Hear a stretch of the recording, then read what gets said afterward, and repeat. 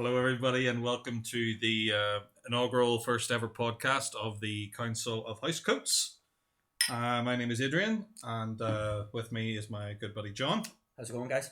And this is our first foray into the medium of internet podcasting.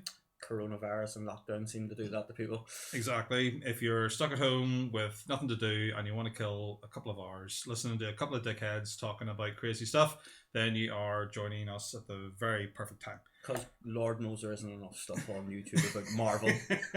Yes. As nerds ourselves, we know Marvel fans will watch pretty much anything to do with Marvel. Exactly. So it is the we're biggest. It is the biggest bandwagon, and it's got room for everyone. And if you don't like one particular part of the bandwagon, you can just stand up, walk over to a different part of said bandwagon, and join all the other people who like the same sort of stuff as you do. Indeed, and with the beauty of the M.C.U.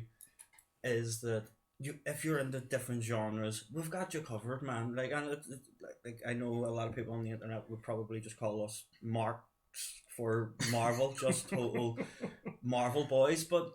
Yeah, I grew up with the bad Batmans, and like Batman Forever came out whenever I was a kid. Do you know what I mean? Like that was such a. I thought it was class at the time. Yes, you're too young. We were too young to know exactly what was good and what was bad. Yeah, even the Tobey Maguire Spider-Man, which do stand up. Don't get me wrong, but like they're just not compared to this saga. Yes. This just as a nerd, I've never been so proud. Mm-hmm. But I guess we should talk about what how we've come together, how we do this. Exactly. Yes. So we've known each other 3 years now. Yes, something like that. Yeah. I of course saw you on stage. You were a Puck in A Midsummer Night's Dream in the Opera House. That's the first time I ever come across Mr. Adrian Cook. We were lucky enough to work together. About 2 years later, and Lady Windermere's fan, and bonded over the motivational speech from Independence Day. Yes, which may be a future podcast of motivational speeches in movies. What would the criteria for that be, though? Well, potentially it could be just there's a whole plethora of just presidents' speeches. Which usually turn up in movies like that, but that's if you guys want to hear a discussion about that, then leave a comment. We're open to suggestions and all notes, guys.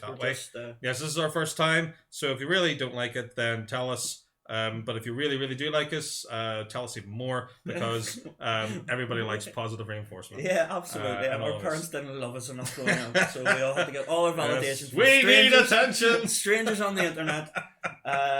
But yes, our task this evening is to try and put in the definitive order of which the MCU movies have been.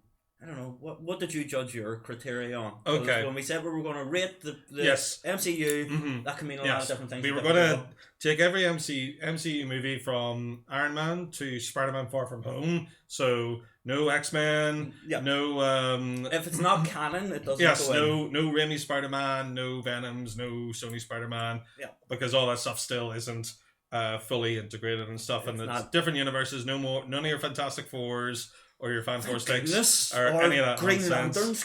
Lanterns, I might sneak Batman versus Superman in here somewhere just for. Yeah, no, I would like to get into that stuff. Like you can't not talk about Civil War without talking. Oh yeah, we'll get there. Exactly. So basically, we were going to rate them all 23 movies from lowest to highest, based on our own criteria. Me personally, I'm going from trying to be objective as to what makes the best movie, but also.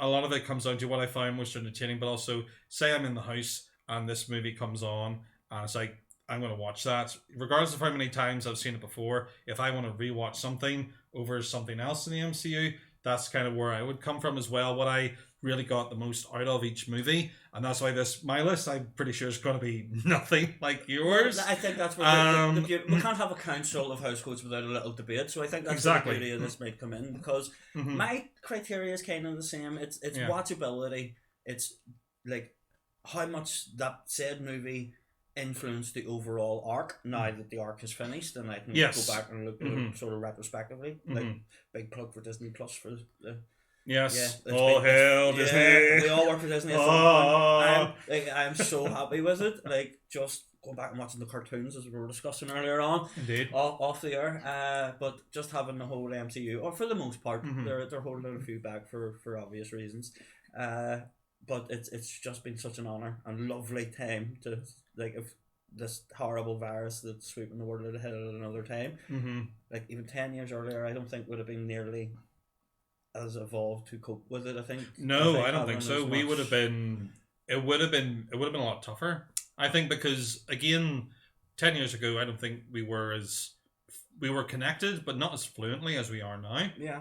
And with, like, broadband going through the roof in terms of capacity and all these different audiovisual platforms all over the place and stuff we will jump into. It really is. We are very fortunate at this time to be able to instantly connect to somebody at a high quality resolution and just have a conversation. Yeah, keeps us in touch. Someone other side of the world or someone just down the street and keeps all us this in carry touch on. 100%. So all hail Disney. Exactly. Right, so let's dive in. Yes, brother. What have you got at number 23? Okay. Coming in at number 23. Maybe not that big of a surprise. Very much maligned. Okay, first caveat everything. Yes, some Marvel movies are better than others, 100%. But none of them are like complete and utter, horse manure. That's very true. They all have merit. They all have something going for them. I compare everything in this list to Batman Forever, and everything comes out okay. Yes, exactly. And, because the universe is constantly expanding and some movies were done without the knowledge that there would be another 20 movies made after it, some movies may not get a fair shake at it. So, at number 23, propping everything up, is Thor: The Dark Worlds. It's very much maligned and it doesn't get a fair shake of it, but at the same time, when you weigh it up, in my own personal opinion, against the rest of the universe, I think it doesn't. I think it suffers. There's some great moments in it when Loki transforms into Captain America. And but I think it had a weak villain. But it involved an Infinity Stone, though. But again, this is the thing. Yeah, we can get to that later on. Some of the later movies are capable of standing up by themselves without having to reference all the movies the Infinity Stones turned up in. And so, I mean, the whole Malekith thing with Christopher Eccleston, great actor. I think he was completely wasted. I think my number 3 is going to offend you. Oh, right, okay. Let me. Or 23. So that's kind of where I'm coming from. Is that yes, it was. I mean, a good floor movie and stuff, but I think there was, and again, it was some excellent performances, as you've rightly pointed out. But there was a lot of stuff floating around it that don't get me wrong. It's not high on the list, but yeah. Oh God, it's not. It's not right at the bottom. It's not even close. There's like. It's oh right, okay. For me, number 23 is obviously the Hulk. What? It is obviously the Hulk. Okay, well, actually, okay. Okay. It's the worst CGI. It's good acting. Don't get me wrong, but like it doesn't fit the rest of the story. It's the ugly stepchild in my humble opinion. Okay. Okay. But what have you? My Incredible Hulk it's not far away. Right, okay. It's near the bottom. I'm willing to concede this because these are the ones that I really don't care about. Like I have Thor: The Dark World at number 20. Okay. So I do. So I have 2 more ahead of that. Oh, okay. This will be fun then when we get to number 20 then. Right, okay. So I'll happily concede Hulk for number 22 if you want to put Thor: Dark World in at number 23. If you want that to finish Wooden Spoon. Yeah, I'll happily concede the number, but I don't think Hulk can be much higher. Okay. Than the second. Okay. Right. Okay. Well, we'll see how it goes because fair enough. That's no problem at all. But we'll have to.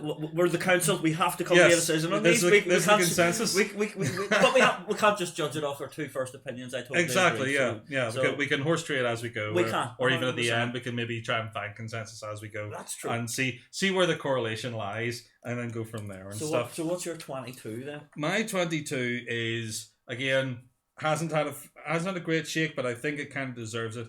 Iron Man 3. I have that at 21. Yes, so we're kind of in a similar vein as that. Again, great ideas, but just completely botched. We waited 2 full movies for the Mandarin to finally appear. We were given Ben Kingsley as this incredibly potent, wonderful stage actor, charismatic villain, and this is like the most. Even Killian, man, could you have cast a better Killian? I thought he should have had his own thing going on.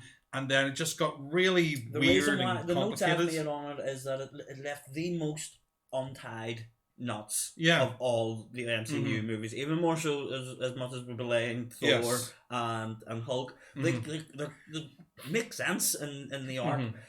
Tony's character, like blowing up all the Iron Man suits at the end. Is he retired again? Is he not? And then it's not referenced in Ultron. Yes, so and everybody knew that was a again, regardless of the moment, that was a hollow gesture. Even when it was happening in the cinema, I was watching it going like, this isn't the end. He's going to find a way to have Iron Man suits after this. Yeah. It's a grand gesture, most definitely, but he's got some... This has made way too much money. Yeah. This has made way too much money. And it was... It could have, though it does fall under the category of one of them ones where they didn't know for definite that they were going to do another one. So if they needed to end Iron Man's story there, I suppose it's apt. In terms of like, it just doesn't make much sense. Yeah, I think for the last solo Iron Man movie, because all Iron Man was going to do after that was ensemble movies. Yeah, which is cool because it's all you need him to do. You've established they really again. Dealing with a character like the Mandarin without kind of getting into racial stereotypes and all this sort of thing. I mean, he's coming... luckily, it was fairly early on, though. They're much more delicate nowadays with it. Very much finding their feet, and Mandarin is finally coming, and I guarantee you, in Shang-Chi movie, they're going to literally drop so many Iron Man Easter eggs. I really look forward to it. I really, really do, because if they... Even how intelligently they portrayed Carter, Age of Carter, like, that was beautiful. That's exactly... Like, the special effects they're Buffy-esque, they're Charmed-esque, but that's all you want when you're sitting watching it. So exactly. They're a wonderful, wonderful thing. So I'm more than happy. I agree wholeheartedly. Iron Man would go in there. That's fine. Was that your 22 as well? It was my 21. My 22 was Captain Marvel. Oh, right, okay. I think it is not because it's a bad movie. Okay. I just think it's poorly timed. Yes. I think if that's the first movie of Phase 4, that's fine. If all you have of Captain Marvel in Phase 3 going into Endgame is Nick Fury's page, the post-credits essentially, where's Fury? Yeah. And then her cameo in Endgame. Yeah. I think that's all you need for and then we'll build it up in the exact same way that they built from Captain America First Avenger. And they just repeat the same thing, guys. You're on to a winner. Exactly. But shoehorning her in there, or really, the Black Widow movie should have been. If you think about that, how perfect would it have been to see Natasha's origin story before Endgame? Yes. Because that would have been because the way it would add even more to that. Because these kind of giving characters their sequel movies in retrospect and putting them into a timeline that already exists. Man. Yes, that just because again, like you said with Captain Marvel, she again. It's an adequate movie. It's totally fine. She's brilliant. I like her as Captain Marvel. Nice to see young Nick Fury, young Nick Coulson. 100%. Until you see him run, and then you go, "Ain't no 29-year-old man running like that." That's exactly. Whoa. And I thought a few bits of great Jude Law character as well. Yeah. Great to see totally fine with the Creed. Man, it is Marvel sort of straight and narrow. It's a 7 out of 10 movie. You can't go wrong with exactly. it. For me, that's that's. You could have gotten all your Captain Marvel stuff in the bits that she had in Infinity War, Endgame. Then her standalone movie could have been her going out in the universe doing cosmic stuff, but her origin story is told in some flashbacks. Part of the reason why I love this is because they leave to us, like, there's 6 months between movies, so we get to fill in the gaps for them 6 months. Exactly. And anybody that's listening to this right now, that's why they're filling in the gaps until we get started again. So we've got 4. Yeah. And we've got 4 slots. So what order are we putting? Thor 2, the Hulk, Captain Marvel, and Iron Man. Sorry, do you disagree with Captain Marvel at that point? No, well, see, because like my 21 was Incredible Hulk, because I really if they could CG Mark Ruffalo on top of Ed Norton, that would be fine. Difference, wouldn't it? But the fact that there's been no mention of Betty Ross, which is a massive core part of the Hulk character. Couldn't agree more. But again, there's so much the whole Hulk and Nat thing I thought was a great idea, but again, that's a conversation for another day. Well, we'll get there. And the fact that they could still bring back Abomination further down the line, but I think because like I hate the shoe too, man. Because time moved on and recasting obviously has put the kibosh on some of this stuff. It's just the way it is. So and then I put Captain Marvel above Incredible Hulk because again, her movie, it does tell a great story. She had great performances all around, but at the same time, we got the best of all those cameos that she had in future movies. Yeah, worked fine, and you could have told her origin story in Phase 4 with her own standalone adventures, some flashbacks in between. Right. So what I'm going here, we're going Thor 2. I would go Hulk, Iron Man, and then Captain Marvel. Yeah. Okay. We're cool with that. Yeah. So in number 23 we have Thor: The Dark World. Mm-hmm. In number 22 we have The Incredible Hulk. Yeah. Number 21 was Iron Man 3. Yeah. And number 20 is Captain Marvel. That was reasonably... Yeah, I'm quite happy with that. I was surprised how our bottom four kind of... yeah. Seems I know that's not going to be the same when we get into movies where we actually like them, man, because like of all them movies, if I never watched them again, I'd be totally fine. Although I have to go back and watch Thor: The Dark World because there's an Infinity Stone in. Yes, there is, and that's the great thing about making movies in retrospect because it just shows you how much of a dick Disney is because they knew that. That's why they put it in the end game, so they knew I'd go back and watch it. Exactly. Okay. God, I hate them because they know me so well. Exactly. They know what I want. And that's cool. That's cool. I'm gonna once we kind of post show, I'm gonna look at these and see what phase all of these movies are coming in. Okay. To see what the correlation of phases to our just count for is. Listeners, Adrian's by far and away the more technical of the two. I just I've been writing down stuff and lists and all this carry on. I bought the wine. Fantastic stuff. Yes, drink responsibly. Yes, but drink well. Drink well. I'm not going to name the brand because we're not shills just yet. No, we're not doing. I'm surprised because this is my favorite everyday Merlot, to be fair, and it comes from California. If you told me that 10 years ago, I'd have lost my mind. But it really is. It's lovely. I can't stand California wine normally, but this particular... I don't mind their whites, but when they try to mess with reds, man, it's just like, go away, leave me alone. It really is. It's petrol. That's what it is. It's not even proper wine. This ad was brought to you by wine. By Europe's wine, where red wine is supposed to be made. Well, because it rains. Yes, well... why? Where's your favourite? Well, there's a ranking. Where's the best wines come? We'll have to do a tasting online now. Australia, of course. Oh man, no, their whites would rip. It's so... Well, that's why I never drink... Well, we're getting off topic here. That's a conversation for another day. This is why I thought podcast would be our best format, man. Because we're creating content. Is what we're doing. Thank you, Australia, for your great red wine. And France, vive la France. Yeah. I drink red wine for where red wine's supposed to come from. Yeah, whatever. I'll accept Italian sometimes. Portuguese have got a lovely red, but moving on. Right, we're in our 20s. Number 19. I'm gonna find out what phase this one's from. Yes, a Phase 3 movie, Ant-Man and the Wasp. What? Yeah. No way, man. Yeah. I can't. Ant-Man and the Wasp's in my top 10. Adrian. Really? Oh my god. I can't let go of that though. I can't, man. It tonally, it's so much better than the Quintus. It doesn't have a villain in which it's the exact same as a superhero. Like Ant-Man 1 is the villain's the exact same. Iron Man, the villain's the exact same as Iron Man. It's the fucking Winter Soldier, the villain's the exact same as Captain America. Mm-hmm. This is a villain that was unique. Ghost was what the fuck's going on? Yeah. The ending was just... No, man, what are you talking about? Yeah. What's your problems with Iron Man? Well, Ant-Man and Wasp, man. Well, I think Ant-Man and Wasp, sometimes, again, it comes down to, what movies are your core storytelling and what movies are your connective tissue. And I think Ant-Man and the Wasp, again, great show. I like Ghost. 100%, man. There's not a bad movie from this point on. I have to admit, there is not a bad... You can't. I was really annoyed that we didn't get to see a 50-foot-high Lawrence Fishburne as Goliath. Yes. Maybe. Who knows? Hopefully, we'll see. The camera work, man. Some camera of the Wasp scenes in particular were fantastic. I will admit, it's not like I don't have it.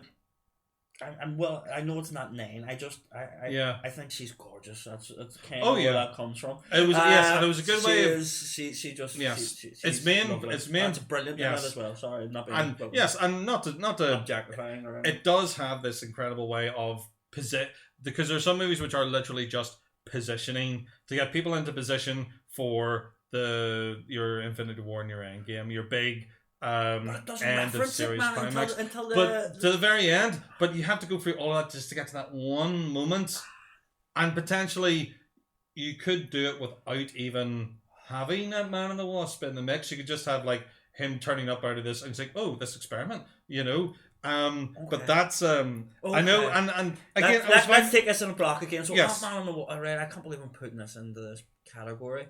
No. Tell me, what's your 19? My 19's Iron Man 2. Iron Man 2. You know what? Like, and the only thing that's saved it is Sam Rockwell's performance. Like, it's the only reason why it's not in the lower. Mm-hmm. I love Sam Rockwell on levels, but not even. It's just again, it's a Marvel formula, which is brilliant. You'll still have all my money, Marvel. Like, it's a formulaic Marvel movie. It's by the numbers. Mm-hmm. There's nothing. Yeah, so you've got your straight up villain who's another evil Iron Man. You've got Sam Rockwell kind of, bringing that beautiful, awkward humour to it and stuff. And everything. I love him so much. And again, it was that kind of their attempt at doing Demon in a Bottle where Tony Stark's not an alcoholic, but he's off the rails and because the reason of why Sam Rockwell's evil is because he's actually a reflection of Tony. It's just the events of but I did. Life has changed.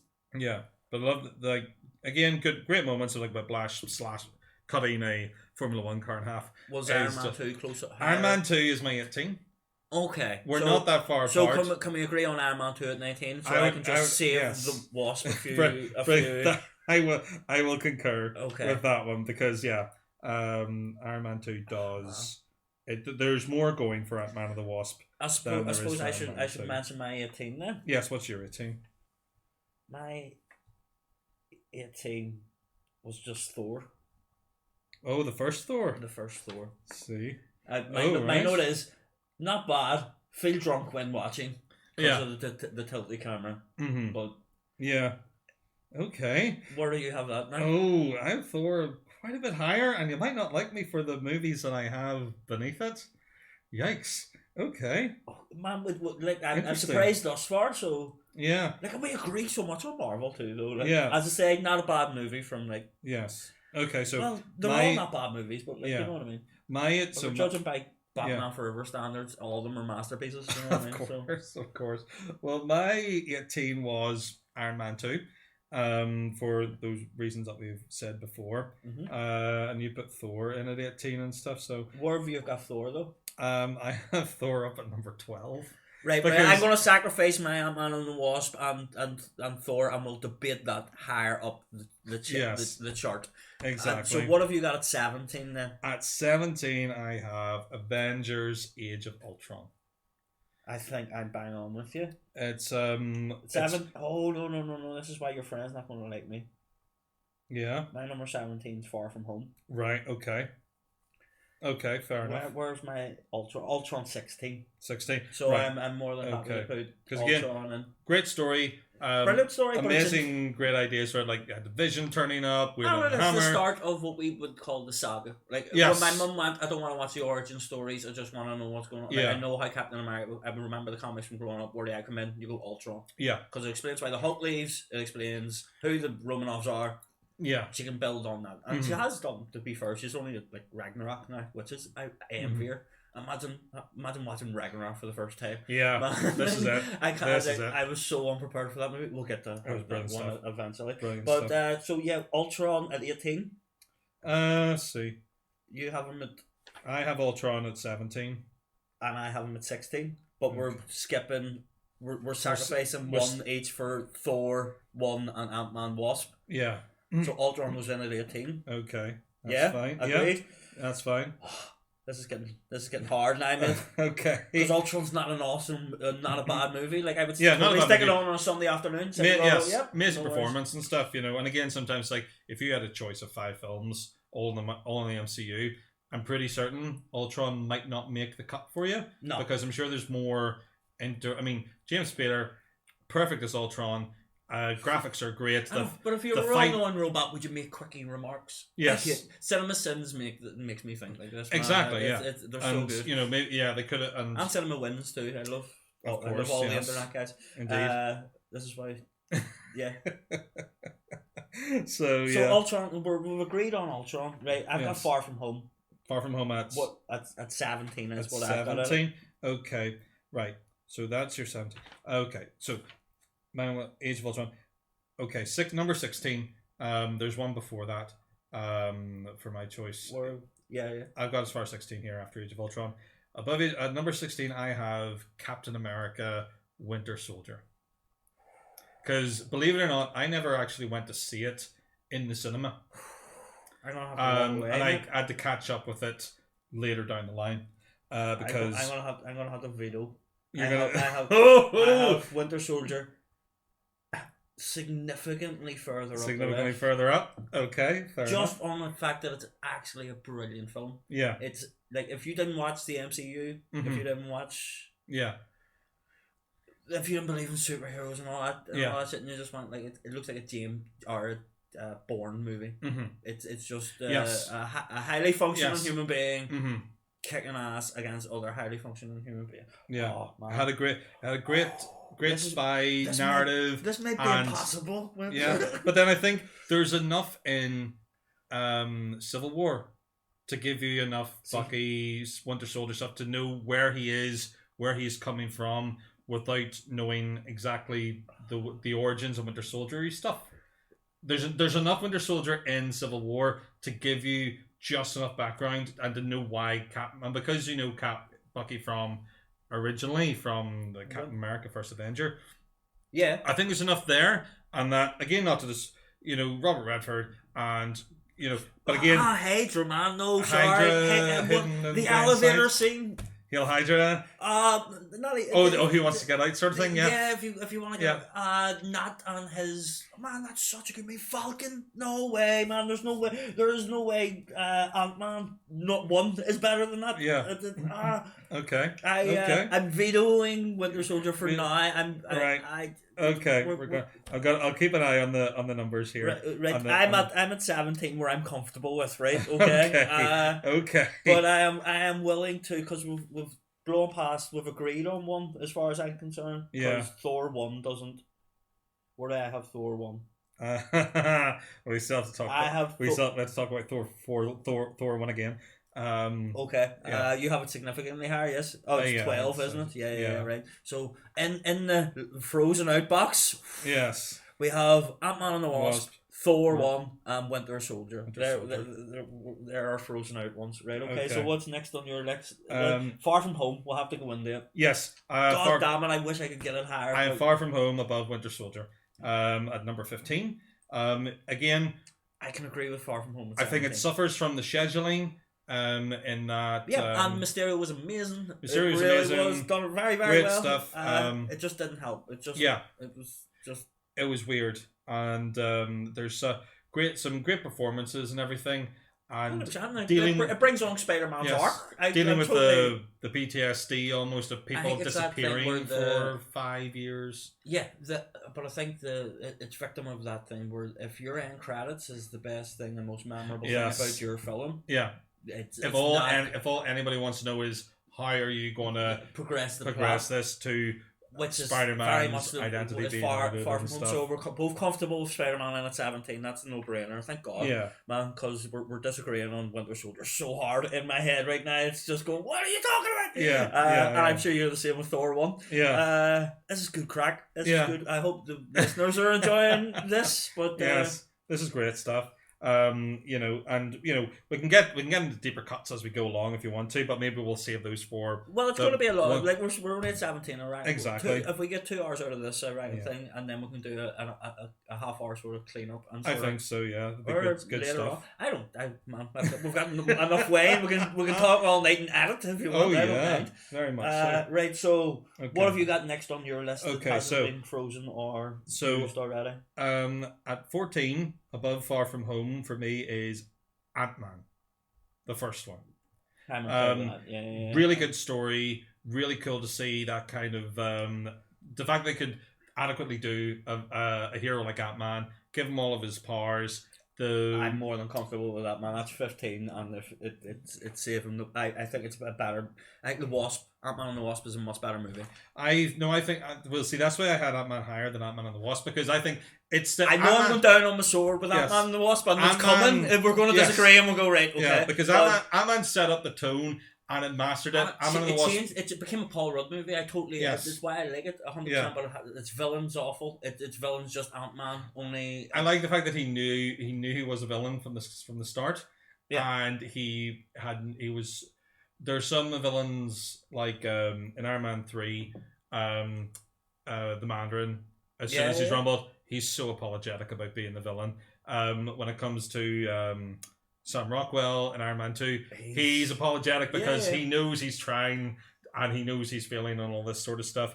He's so good. But when it comes to the villain from Ant-Man, he walks in, he knows he's the bad guy. He finishes the movie knowing he's the bad guy. He loves being the bad guy. Every second he's on screen, too, and he chews the scenery beautifully, and you have the amazing monologue scene with the actor's name escapes me. Michael Douglas. Yes, and the way he's like the way he tells. I mispronounced. I thought it was Kirk Douglas or Kurt Russell too, but that's Guardians. Yeah, Michael. Yeah, Michael. No, but Michael Douglas is the other one. He the way he tells the story, and it's him narrating everyone, but they say the words like he does. Yeah. I think that was an incredible piece of storytelling and a really clever we're in the good movies editing now.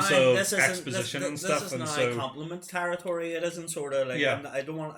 There's exactly. nothing coming ahead that I want to drag down, but I will stand up for certain things. Yes, but I think because Ant-Man did that first, it has that slight edge over Ant-Man. And let's be honest, an origin story is never going to be great. Origin stories aren't the best. Origin stories are tough because... Well, particularly if you're a fan of the comic book, because if you're a fan of the comic book, you don't need an origin story. The origin story just gets in the way of what do you actually want to tell. Okay. Which is why the highest origin story I have is...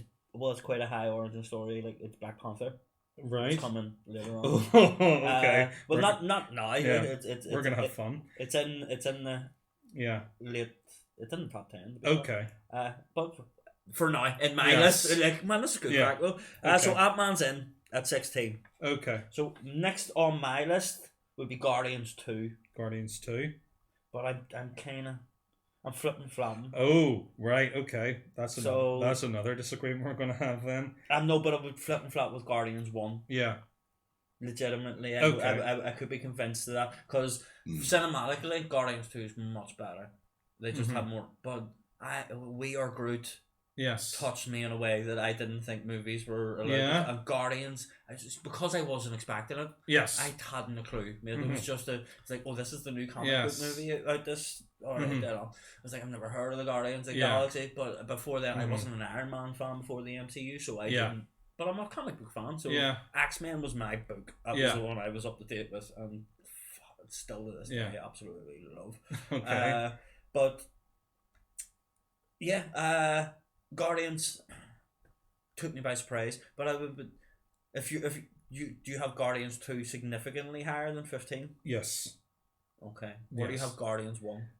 Guardians 1 is actually at 11, so it's not too far off. I can see Guardians 1 if we can spur Guardian. Guardians 2 can go higher up the list. Yes, just because cinematically it's phenomenal and the sacrifice scene with him and his dad is just exactly so touching. Yes, very much so. Oh man, it's so bad. I love Chris Pratt. Chris Pratt is always a win. To be fair. Yeah. What else have you got in there? So between Guardians and I think because I'm a wee bit hesitant. Guardians is better than 15. I think. Yeah. What else have you got in and around there? Okay. Well, I had Ant-Man at 14. Yeah. We're talking about at 13. Yeah. Homecoming Spider-Man. Or Spider-Man Homecoming. Damn, man. Yeah. Your mate is really not. Ben, I apologize to you in advance if you've got this far. I've got Spider-Man creeps into my top 10 because it's the best Spider-Man movie ever made. Yeah. So I'm gonna have to stand Spidey's corner. Okay, Fair for enough. now. So we're putting him into the sin bin for just now because we're getting into the point where we can't have sin binners anymore because we're going to have to put them somewhere. Of course, yeah. What else have you got? So what else have I got knocking around there? I have Who do you? Ultron. I have Iron Man 1. I have Cap 1. Okay. I have Cap. Yeah. Okay. Right. I've Captain. I've Guardians 2, Captain 1, Guardians 1, or Iron Man 1. Okay. Right. Let's get to. Okay. Let's get as far as number 10 here. And then go from there. Right. So we have. Yeah. So. Okay. So who did you have? Give me your numbers again. Who did you have at? Who did you have at 15? 15. I have Guardians. Guardians. 14. Cap 1. Cap 1. 13. Ant-Man. Ant-Man. 12. Iron Man. Iron Man. And 11. Guardians 1. Guardians 1. And 10 Homecoming. Okay. Right, we have to find a consensus here. Right, okay. Let me go through some of these ones then. Okay, so I had Homecoming at 13. At 12, yeah, I had Thor, the first one. Right, so we're not a million miles off. I really love that kind of old school highbrow Shakespearean style storytelling Kenneth Branagh. I'll give you Ant-Man and the Wasp at 15. Okay. We'll put Thor in at 14. No, sorry. Thor in at 16? Thor in at 16, yeah. Okay. Ant-Man, yeah. Yeah. So it's Far From Home, Ant-Man.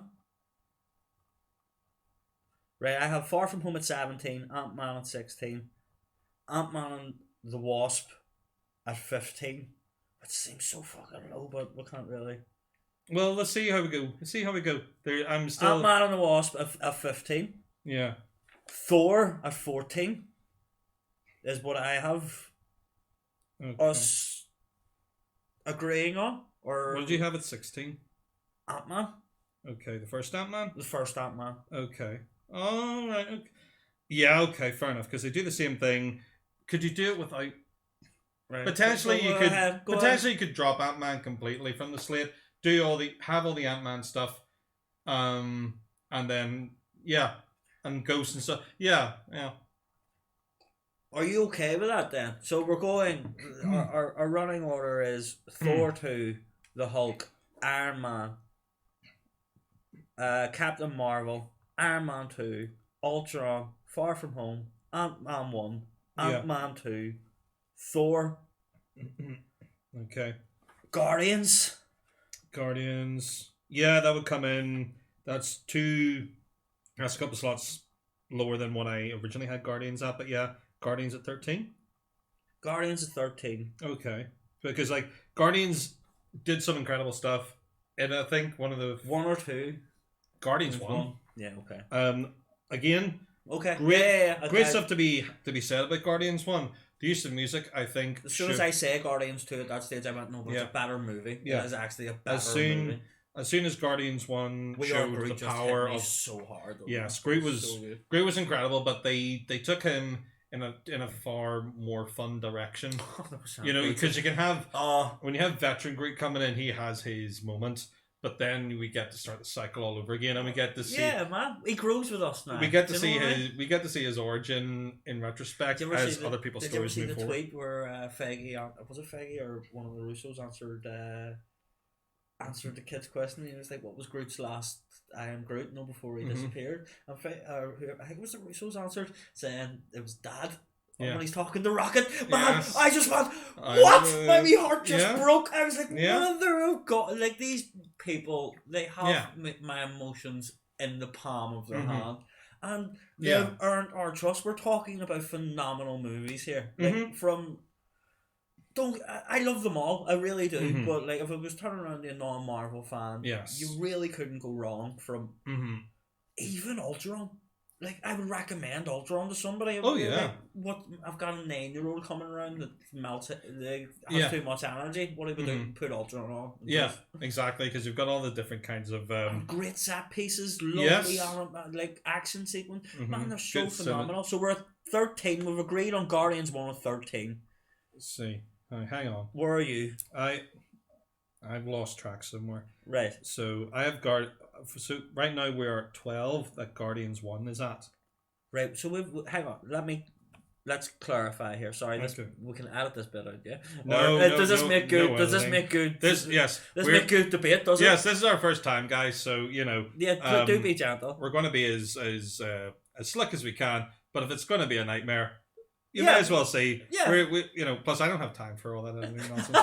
I appreciate your honesty. You get what you get, and if you can't be bothered, that's what you get when you ask the council of Housecoats to come up with a solution of something. We will get a consensus. We will find a way. Exactly. Thor 2 is number 23. Yeah. The Hulk is number 22. Mm-hmm. Iron Man 3 is number 21. Mm-hmm. Captain Marvel 20. Iron Man 2 19. Ultron 18. Far From Home 17. Ant-Man 1 16. Ant-Man and the Wasp 15. Thor 1 14. Guardians 1 13. Yeah. Okay. So that has us back here. Yeah, right. So we're on number 12. Number 12. Okay. So my number 12 was Thor. But we'll put the trigger on that. That's been shifted back to 14. That's fine. So I think it's Guardians 2. Let's see. Guardians. So my 11 was Guardians 1. And it's in... My 11 was Guardians 1 too. See, there you go. That's the... Yes, and because Homecoming, Winter Soldier... so how high up do you have Guardians 2? Guardians 2, quite high compared to where we are now. Okay, so it's in your top 5, otherwise you would talk about it. Right, yeah. Okay. So so we're putting that on ice with Winter Soldier then, because that's going to be the debate. Yes, them two are fighting it out. Yeah, because Winter Soldier and Homecoming are still up for debate. Which I'm happy to have because again, I'm happy to put Homecoming in at the 12. Okay. See, yeah, I have Homecoming at 10. Right, and 12. Yeah, that'll be a fair compromise. Are you happy enough for that? Yeah, because again, great story. Michael Keaton, amazing as the Vulture. Really fun stuff and best Spider-Man movie ever made. Yeah, legitimately the fact they managed to get Spider-Man in, and again, the fact that Tony Stark was still such a bit of a douchebag afterwards. But and I felt really bad for Peter Parker because like this guy comes out of nowhere, buys him a new suit, throws him in, recruits him into a war essentially, and then just dumps him for his own good in inverted commas. And then he says, "You're not ready for this." Blah blah blah. And the fact that Peter Parker's so kind of like, but he did all this stuff for me, and I want to be a part of it, but he won't let me, and that kind of like, why won't Tony Stark?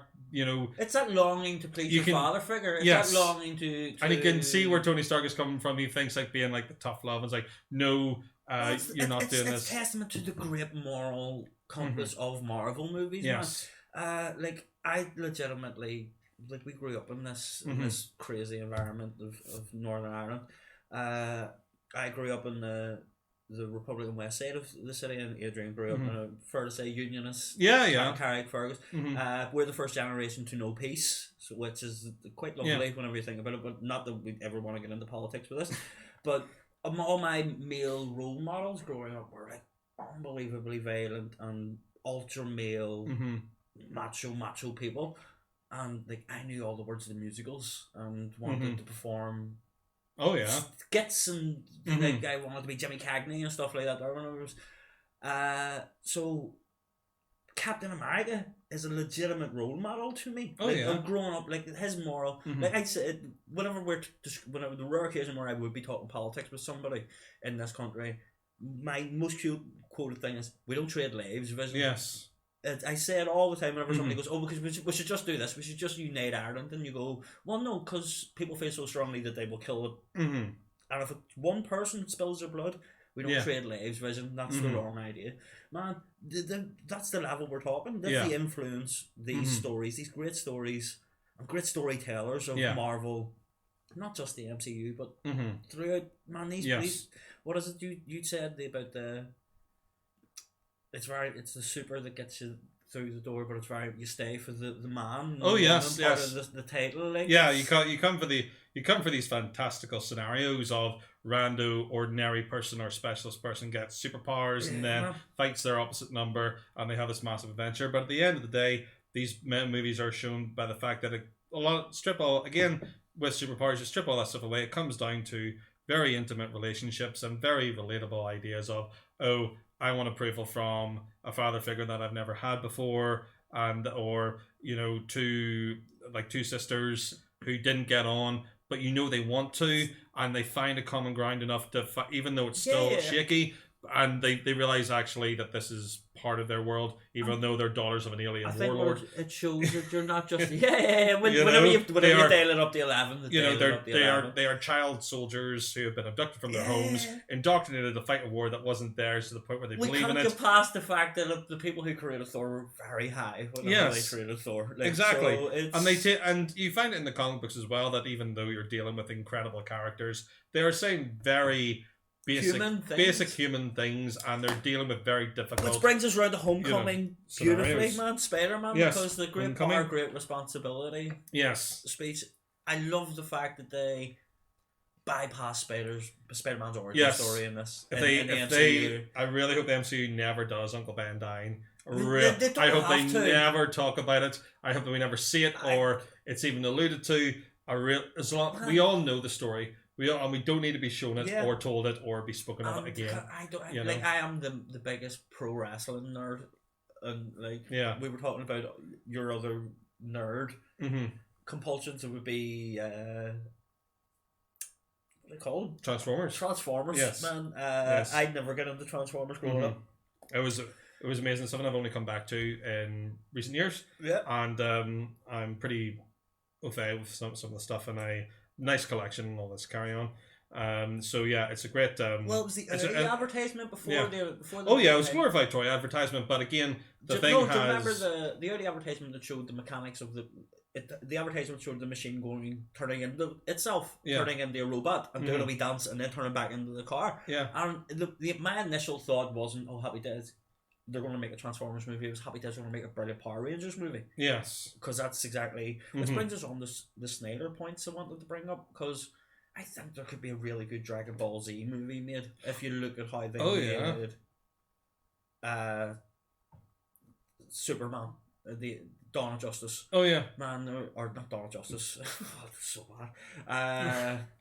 What do you call them? The first, the one that Man of Steel. Man of Steel. Sorry. Yeah. I'm not up to date on it. Yeah, it's one of those. That's one of those franchises where it's because it started off in anime.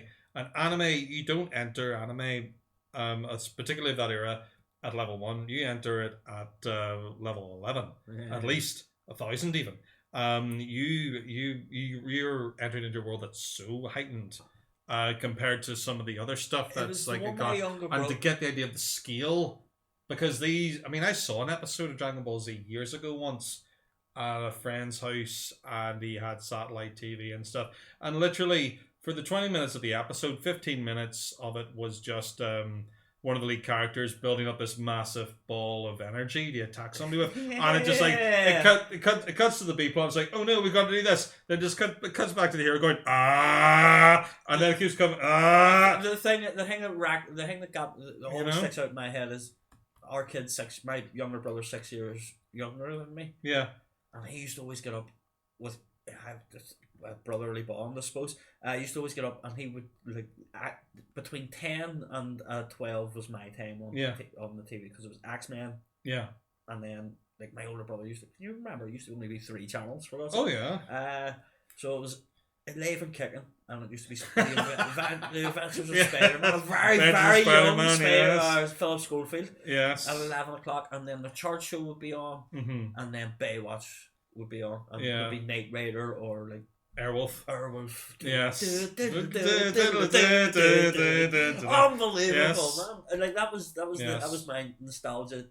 When the hero of your TV show is a cellist. Because man, because he's just sit at the end of the pier at the first episode. Yo-Yo Ba does not get enough credit, I tell you. First episode of Airwolf. What is your hero doing? He's not messing about in the workshop. He's not blowing something up. He's not doing something really macho or heroic. He's sitting at the end of a pier on a lakeside playing a cello. Yeah.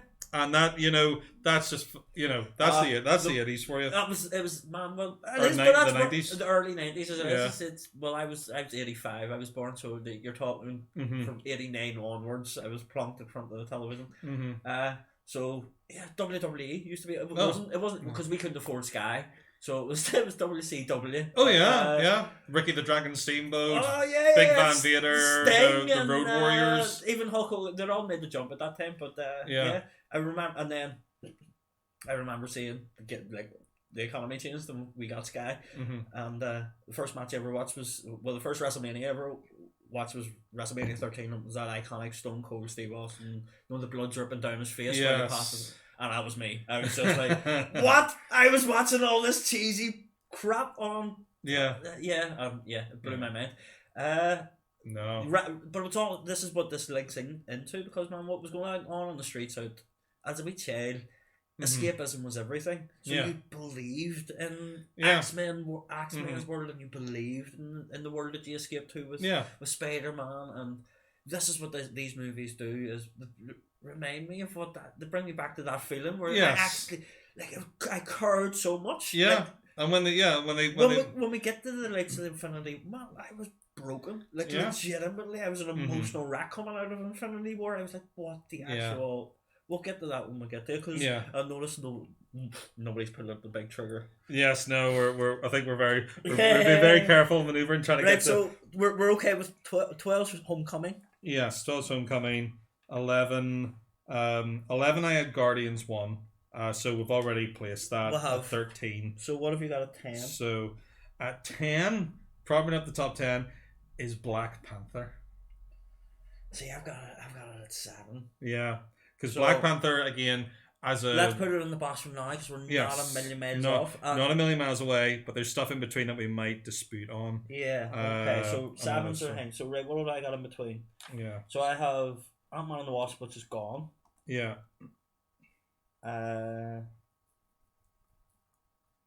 Homecoming. We've got it in at 12. Yeah, Homecoming's in at 12. Right, so what if I haven't skipped forward? I'm gonna have to sacrifice something here, aren't I? Well, maybe. Winter Soldier is still off the table at the moment.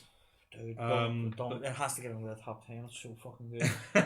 Okay. Sorry, excuse my language, guys. I know we're advocates for Disney in this household. Yes. But sometimes an F-bomb will slip. I apologise. Exactly. We're having an intermission at 10. We are grown-ups here, and we're just passionate about this sort of stuff. John swears a wee bit more than Adrian. Adrian went through a better word. We just have to have a go. It's crazy.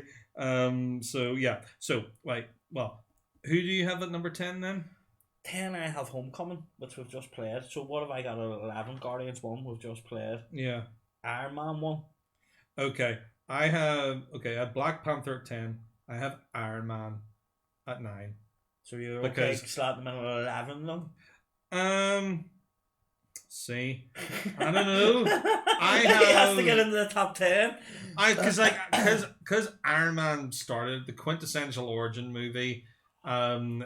Everybody was terrified, and when he finally appeared, he was such a badass. And you got to... It literally proved... Okay. It proved so many people wrong. And like Black Panther, again, I've got no problem with it as a cultural thing. I tell you what, I've fought its corner from the get-go, and I'm willing to sacrifice it because I agree with everything you're saying as in regards to the Iron Man. Yeah. So I'll sacrifice... You want Winter Soldier in at 11? I'll let Winter Soldier go in at 11. Okay, fair enough.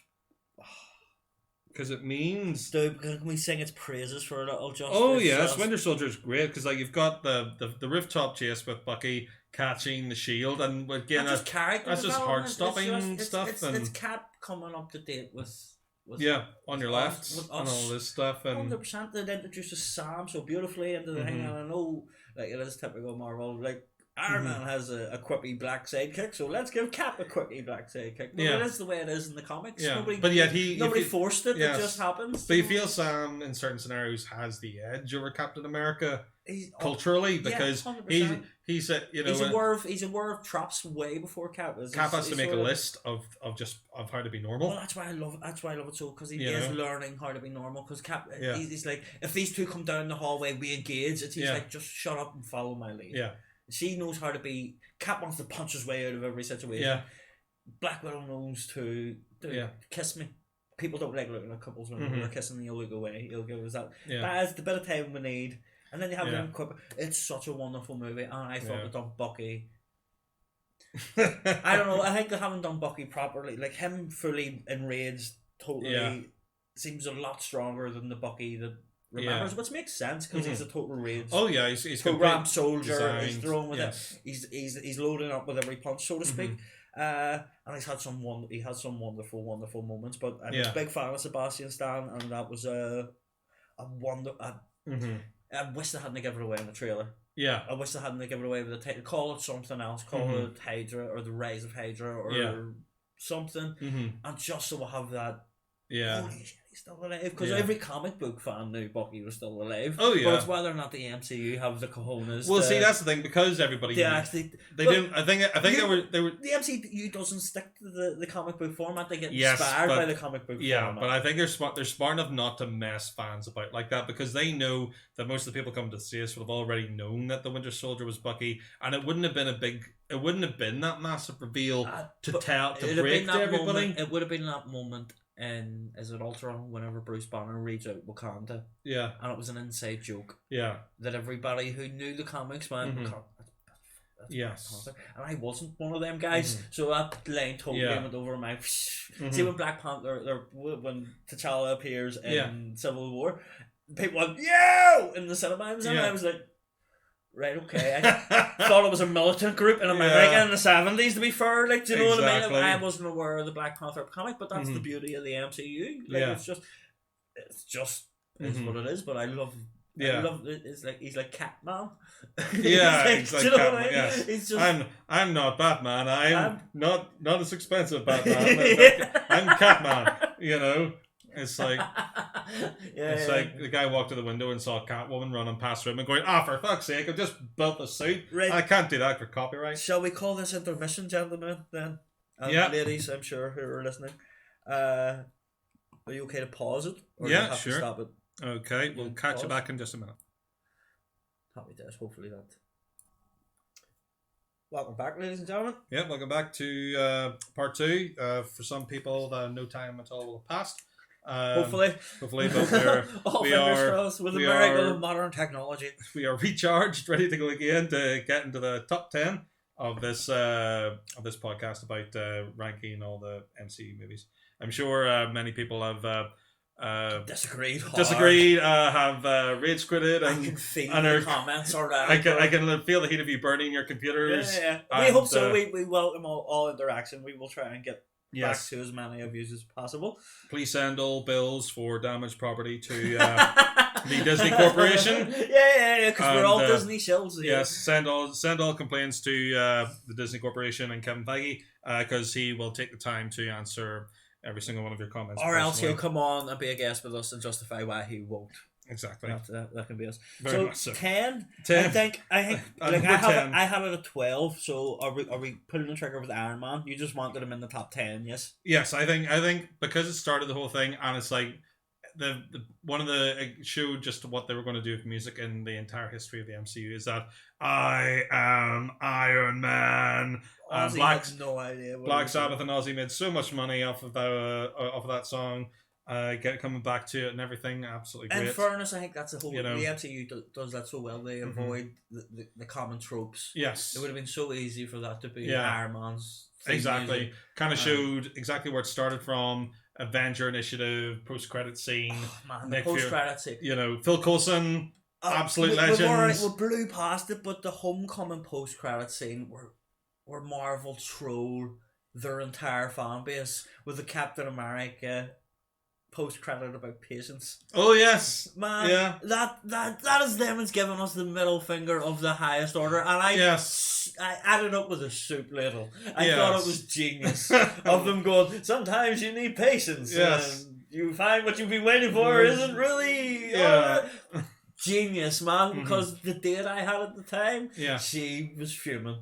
she was like, "You made me wait all that," Yeah. and I was like, "Yeah, because you never know." Yeah. For every one of those, we've got a Where's Fury, Yes. which is an amazing. Yeah, but it's done in such a way. It's like a wee nod to like and going like, you know what? 100%. If Tony had delivered that, it wouldn't have worked as well. If Hulk had delivered, it wouldn't have thought. Yeah. It's the fact that it's Cap doing it. It mean it, man. I don't know why that character and Chris Evans means so much to me, man. I know Robert Downey Jr. is going to go off and do whatever, and it's because I think I've seen Fantastic Four. Yeah, I remember being outraged whenever they told me that he was playing Captain America when Chris. I was like, yeah. But I remember being outraged when they told me Heath Ledger was going to be the Joker too. Yeah, so this is it. The pretty boy from 10 Things I Hate About You. Are you smoking crack?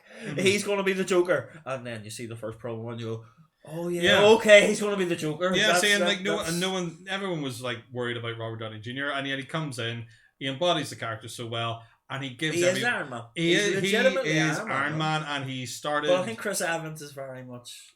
Oh yeah, he's very much Captain and stuff. Yes, and that's the beautiful thing about them embodying these characters and stuff. Well, Anthony Mackie said a really interesting thing at the Comic-Con. He said that the modern actor.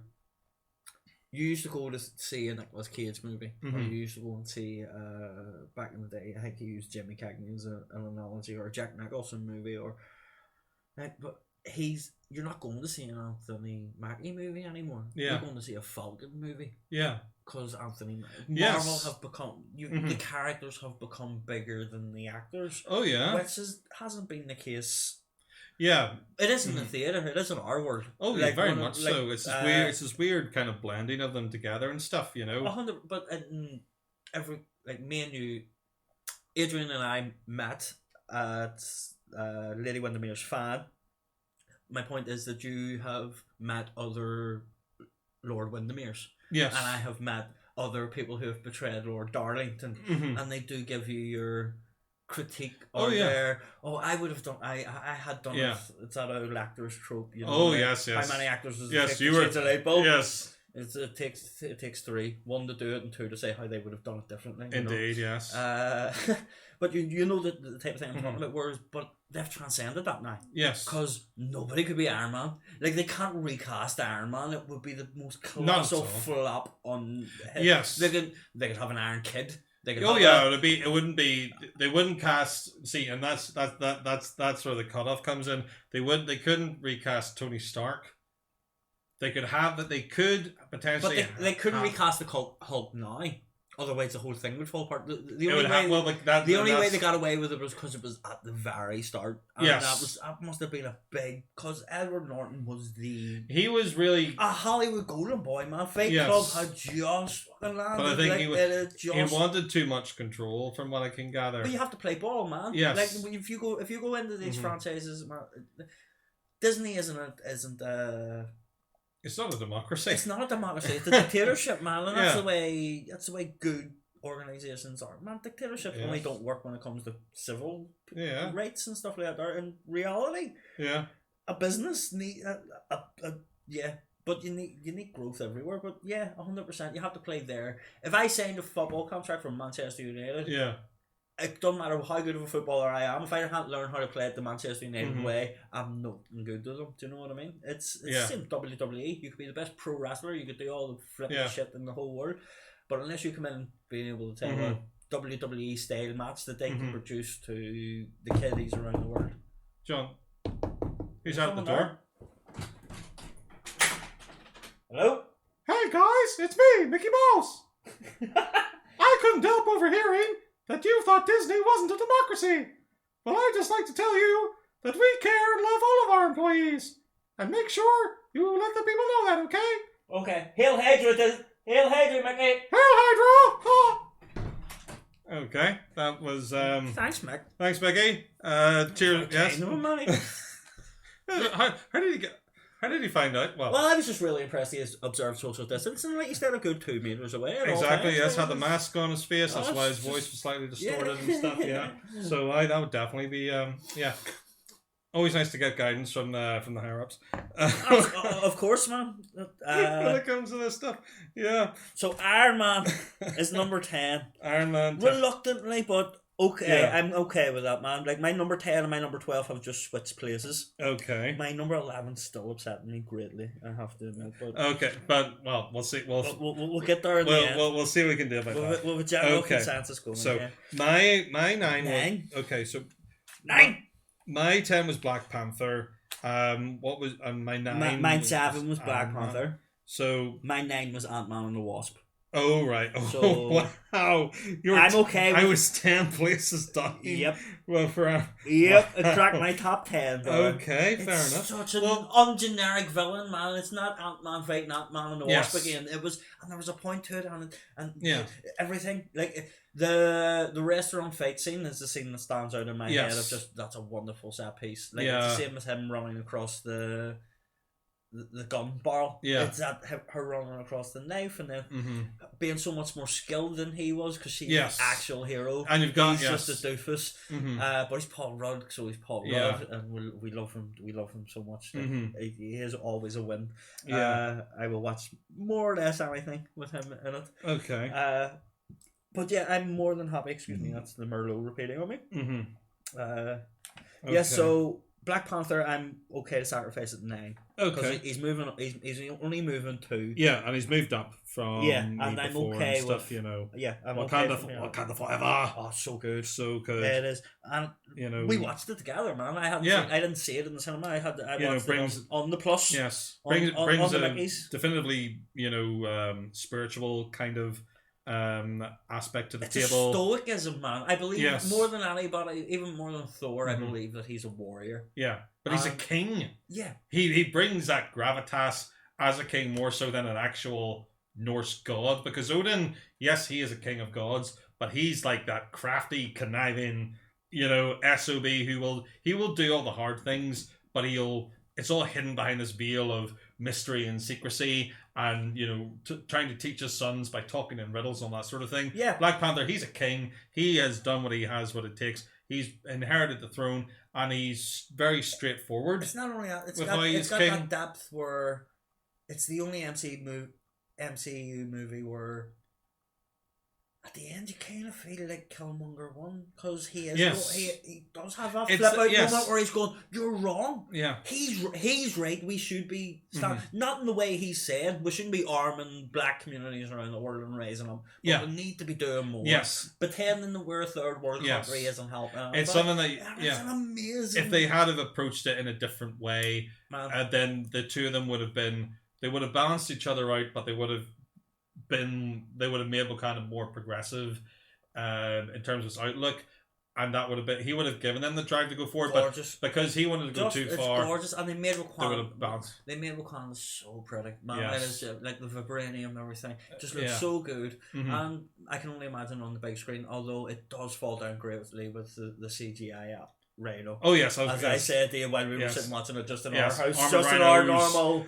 armored rhinos, 38-inch TV, whatever it is. I just went that it just looked horrible. It just looked like the Hulk all over again. It was just like that's clearly there's far better CGI creatures and stuff in other movies. And movies lesser down this list. Yes, and exactly.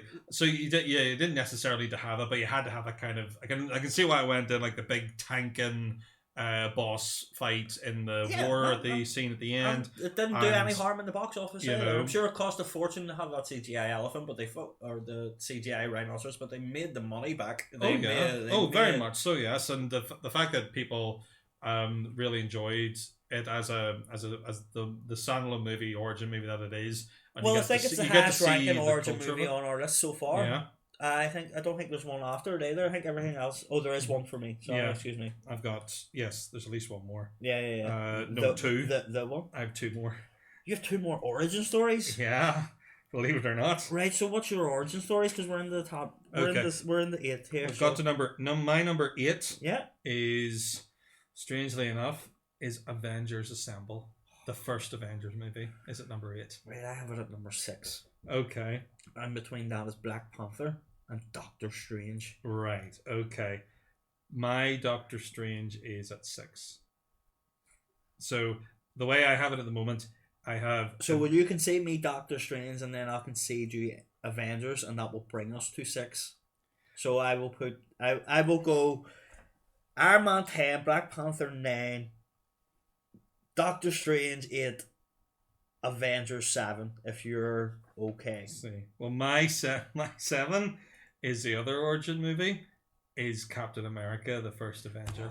No, because no. I think... let's refocus that, because there is no way that's better than Doctor Strange, man. Well, see, that's why my Doctor Strange was at 6. Yeah, but there's no way Doctor Strange is better than the Avengers, though. Well, really? It's not, though. Well, not when you have the rest of the other films to play with that are coming up. Because... Not even that, there, man. Because Doctor Strange, we knew what was happening. See, at the Avengers, I remember sitting in that seat going, I don't care what they do anymore. I got that wraparound shot. Yes. I got them work. Call it Cap. See, when Iron Man be subservient and goes call it Cap because he realizes it's not his fucking. He's not good at calling it because he just runs in there. It's Cap. That's what Cap does. Yeah. Cap goes, right, this is what we're all going to do. We're going to work as a team. Blah, blah. Yeah. Oh man, it was like the 9-year-old inside me is just okay. And I was not an Avengers fan. If you had told me 10 years ago that I would care this much about the Avengers and not give a flying bleep about the X-Men, as it stands, and I could not care less about the X-Men as it stands. It's insulting as it stands. The Dark Phoenix saga. We're not allowed to touch it. No, we're not talking. We're not talking about that. You're not allowed to touch it. No more movies about it because you've ruined it. If you want to know about the Dark Phoenix saga, read it in the books. Yeah, you can get them on Amazon. Like 40 quid will get you every comic of the Dark Book saga. I'm sure in some. Yeah, and all the craziness. Yeah, an annual of some description. I'm sure would have the entire Dark Phoenix saga for like $40-$50. It's not. No. But read it the way it was told. Exactly.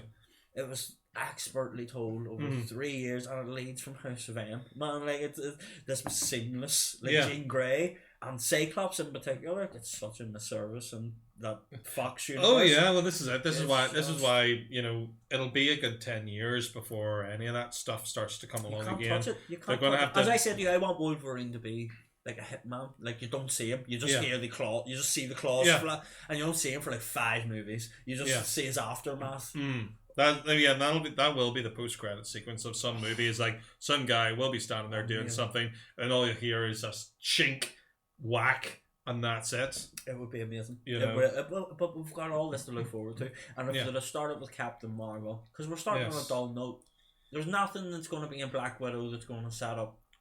Yeah, unless they find a really kind of sleeper thing that will deliberately not become active until one of the other movies afterwards.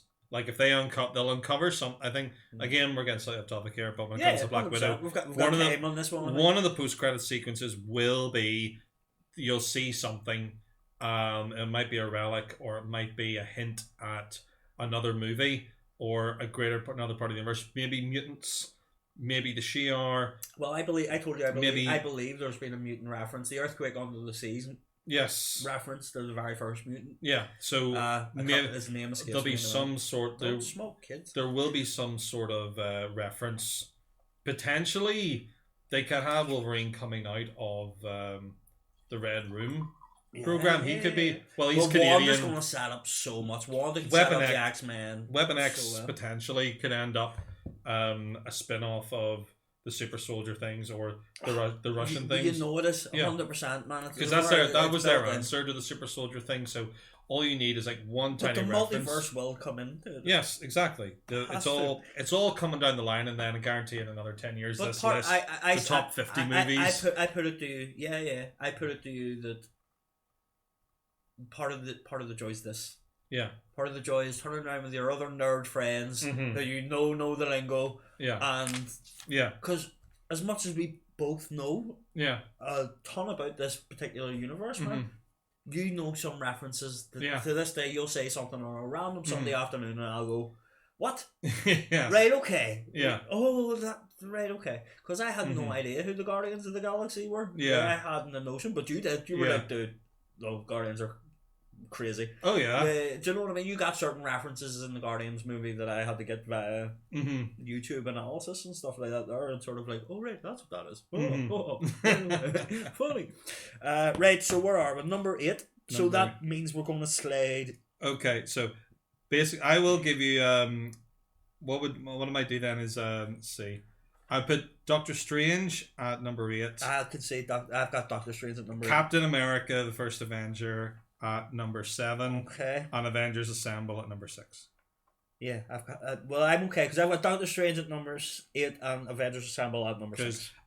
Have we agreed on the top 5? I think we have. I think we it's are. It's going to be order. We're very similar. Oh, it's going to be order. It's going to be order. It's going to be order, and some of my choices. And I've got Winter Soldier, obviously. So there's one in my. There's one in yours that is just going to melt my head. Yes. And I at this point I can't pick out which one it is. I think I know which one. I think I know exactly which one it is. Right. So talk me through this again, brother. At okay. 8 we have. 8 we have, Doctor Strange. Oh, yeah. Followed by Captain America: The First Avenger, because.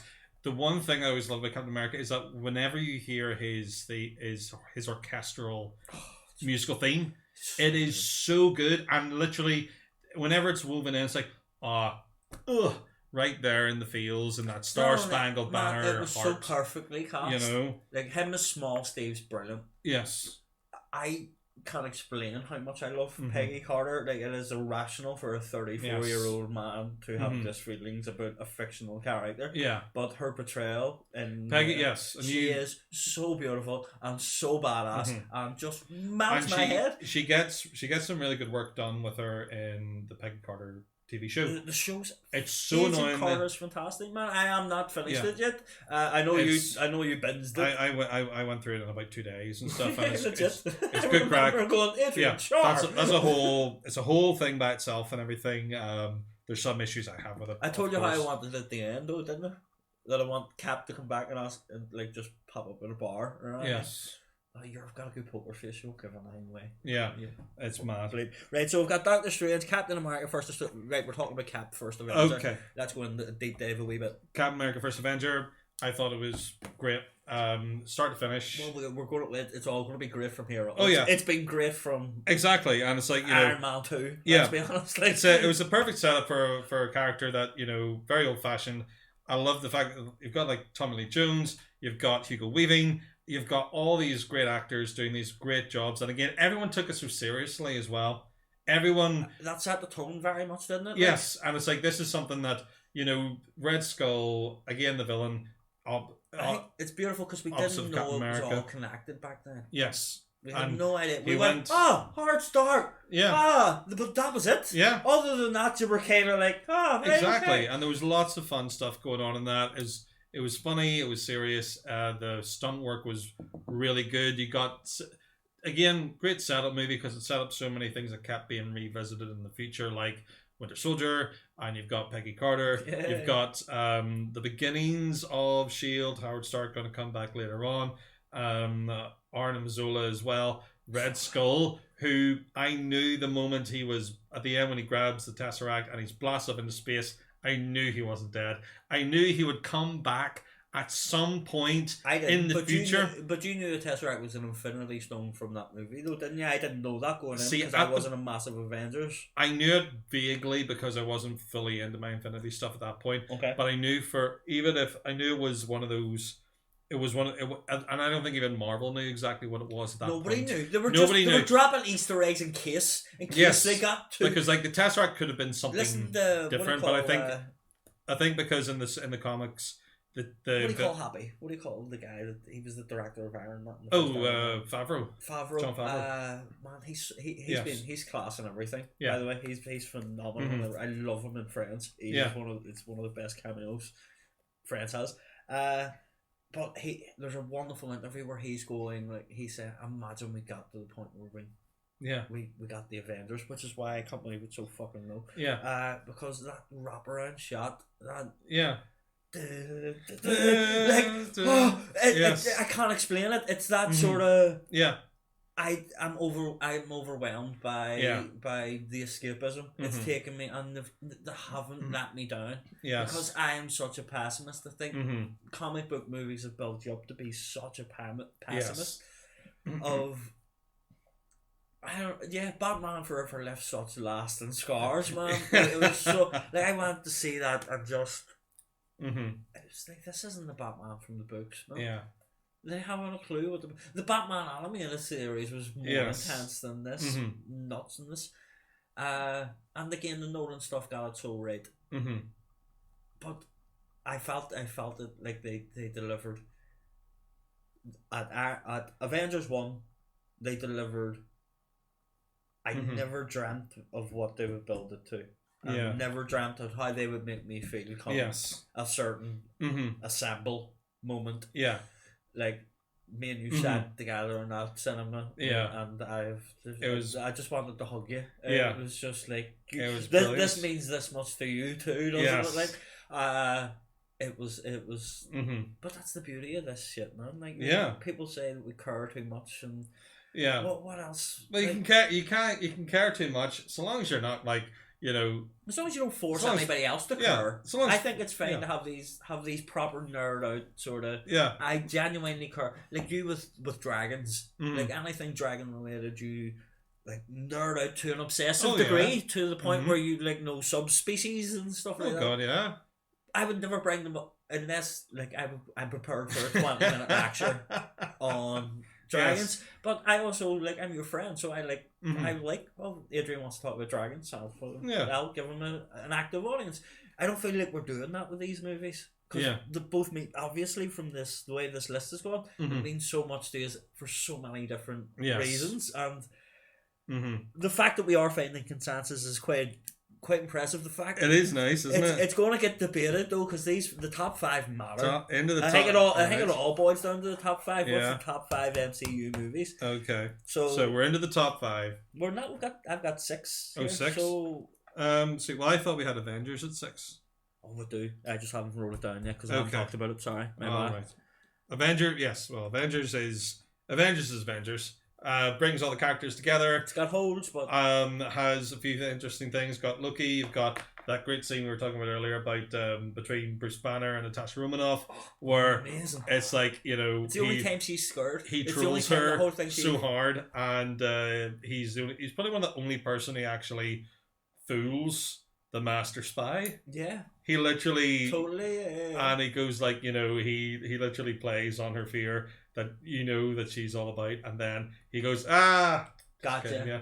And she produces a gun as if it's going to help. Yeah, it's not. See, this is where Ruffalo's got Norton beat. Yeah, because I reckon Edward Norton would have been trying to play that psychologically. Now I'm only talking. I reckon he'd have been all reveled in it all. I think literally Norton would have been. He would have said the lines. But he would have had this power in this scene. He would have. Yes, he would have. You don't feel like Ruffalo has the power in that scene. Yeah, Ruffalo knows that he does, but he plays off as this kind of, you know, slightly awkward. It's that half the smirk when she grabs the gun. Yeah, and he just kind of goes exactly. And I think if Norton had been doing that scene, he would have been doing it with like narrowed eyes, like some American History X, looking through his eyebrows, or you know, it's like, sorry, that was me. You wouldn't have. It wouldn't have been, you know, someone who. Ruffalo's the best Hulk. Yes, he is. He doesn't need his own solo movie because the best Hulk movie. Yes, Hulk doesn't work by himself. He has to have people to work off against because.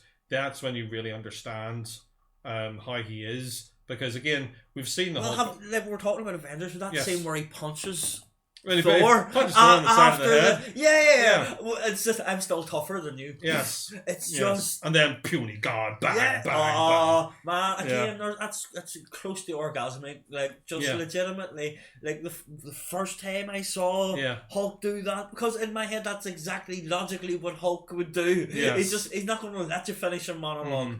It's the same with Coulson. Yeah. Coulson, like, Loki's in the middle of a monologue and Coulson just shoots him and goes, oh, so that's what it does. That's what it does, yeah. Brilliant, man. Yeah. That's see, subverting the expectations. Yeah. See, this is pushing me to think about the choices that I've made already before. I'm gonna open up and say something because we agreed, and we've been talking about this podcast for about a week and a half. Yeah. And we agreed on Sunday evening, I think, that we were going to have Infinity War and Endgame as one as an independent entity, as a you can have one without the other, and then we agreed not to. Yes, I think I've does throw a spanner in the works. It does, all right. Yes. Because everything got pushed back a wee bit. Yeah. So my number 5's Thor Ragnarok. Okay. My 5 is Guardians Volume 2. Dude.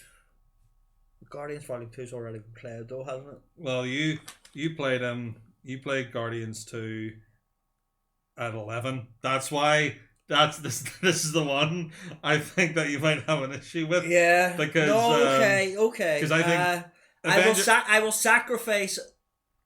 I'll let you put Guardians 2 in place of Avengers 1. So we'll put Guardians 2 at 6 and Avengers, because it's not better than Avengers, mate. It isn't better than Avengers.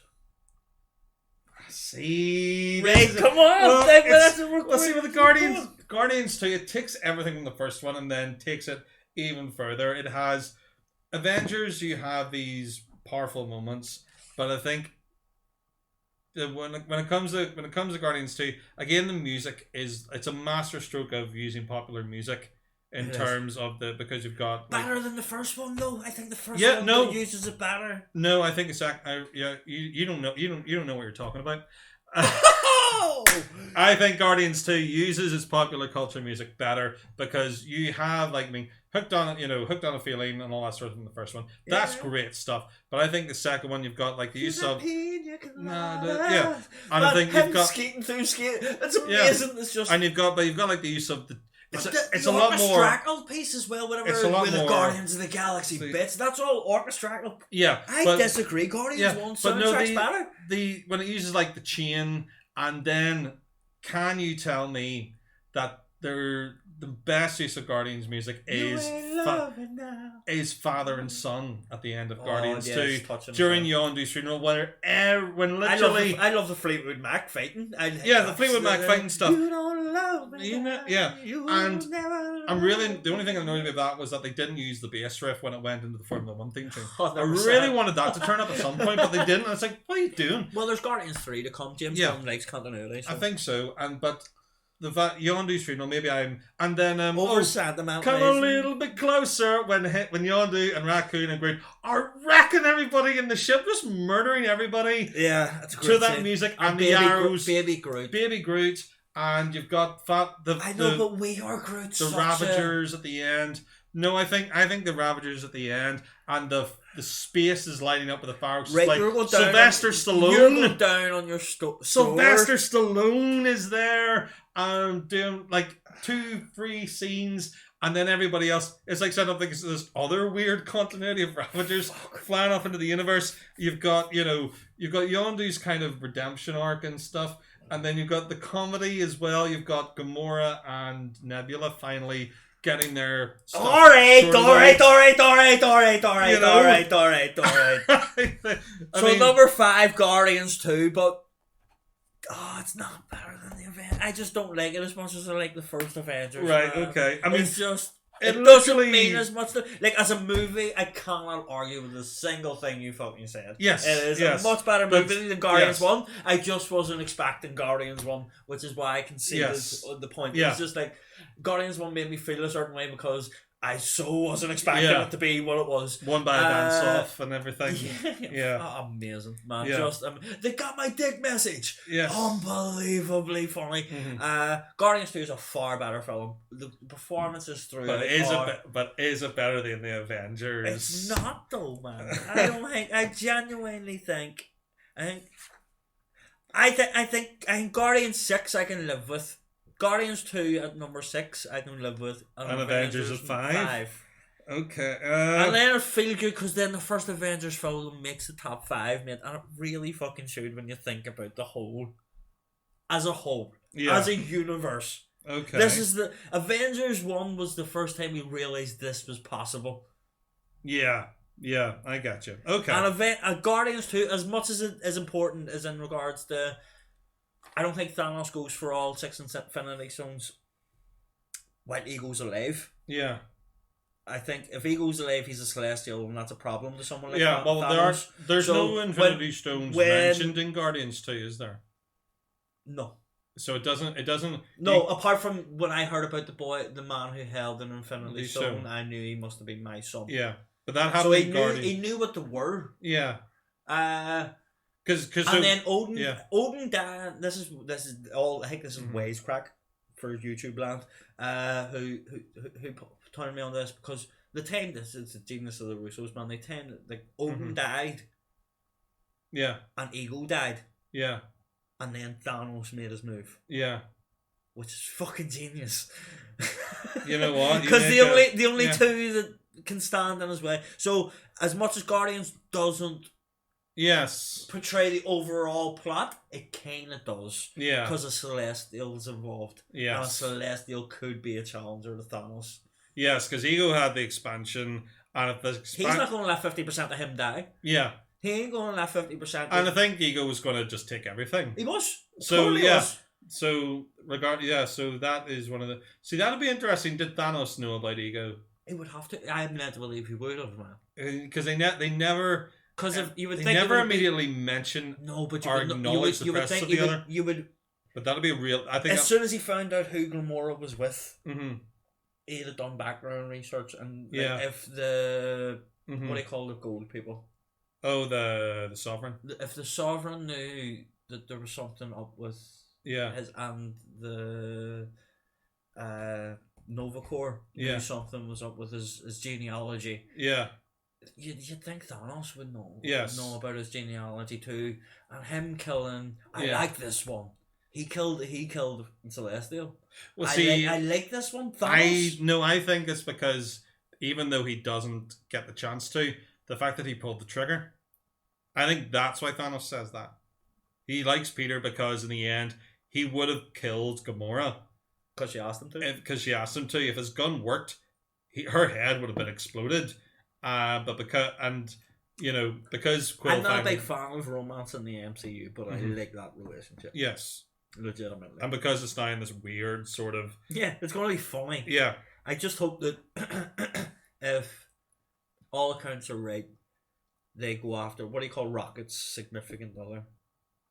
There's a female raccoon floating around. I know of her, but I know nothing about her. This is one of the things I've heard on the internet. Knowing you're hearing other people's theories and stuff like that.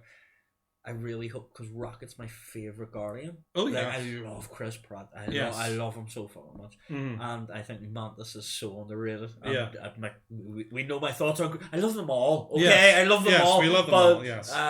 Like who Dave Bautista can act. Who knew? Yeah. Who knew? He can be funny.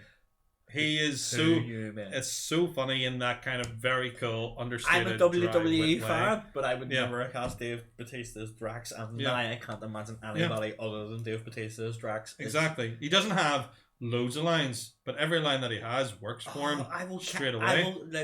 Nothing goes over my head because I will catch it. That line alone, that was me sold. I was just like, that was done. I can stand so still. Yeah, I questioned myself. I went, is he a good actor?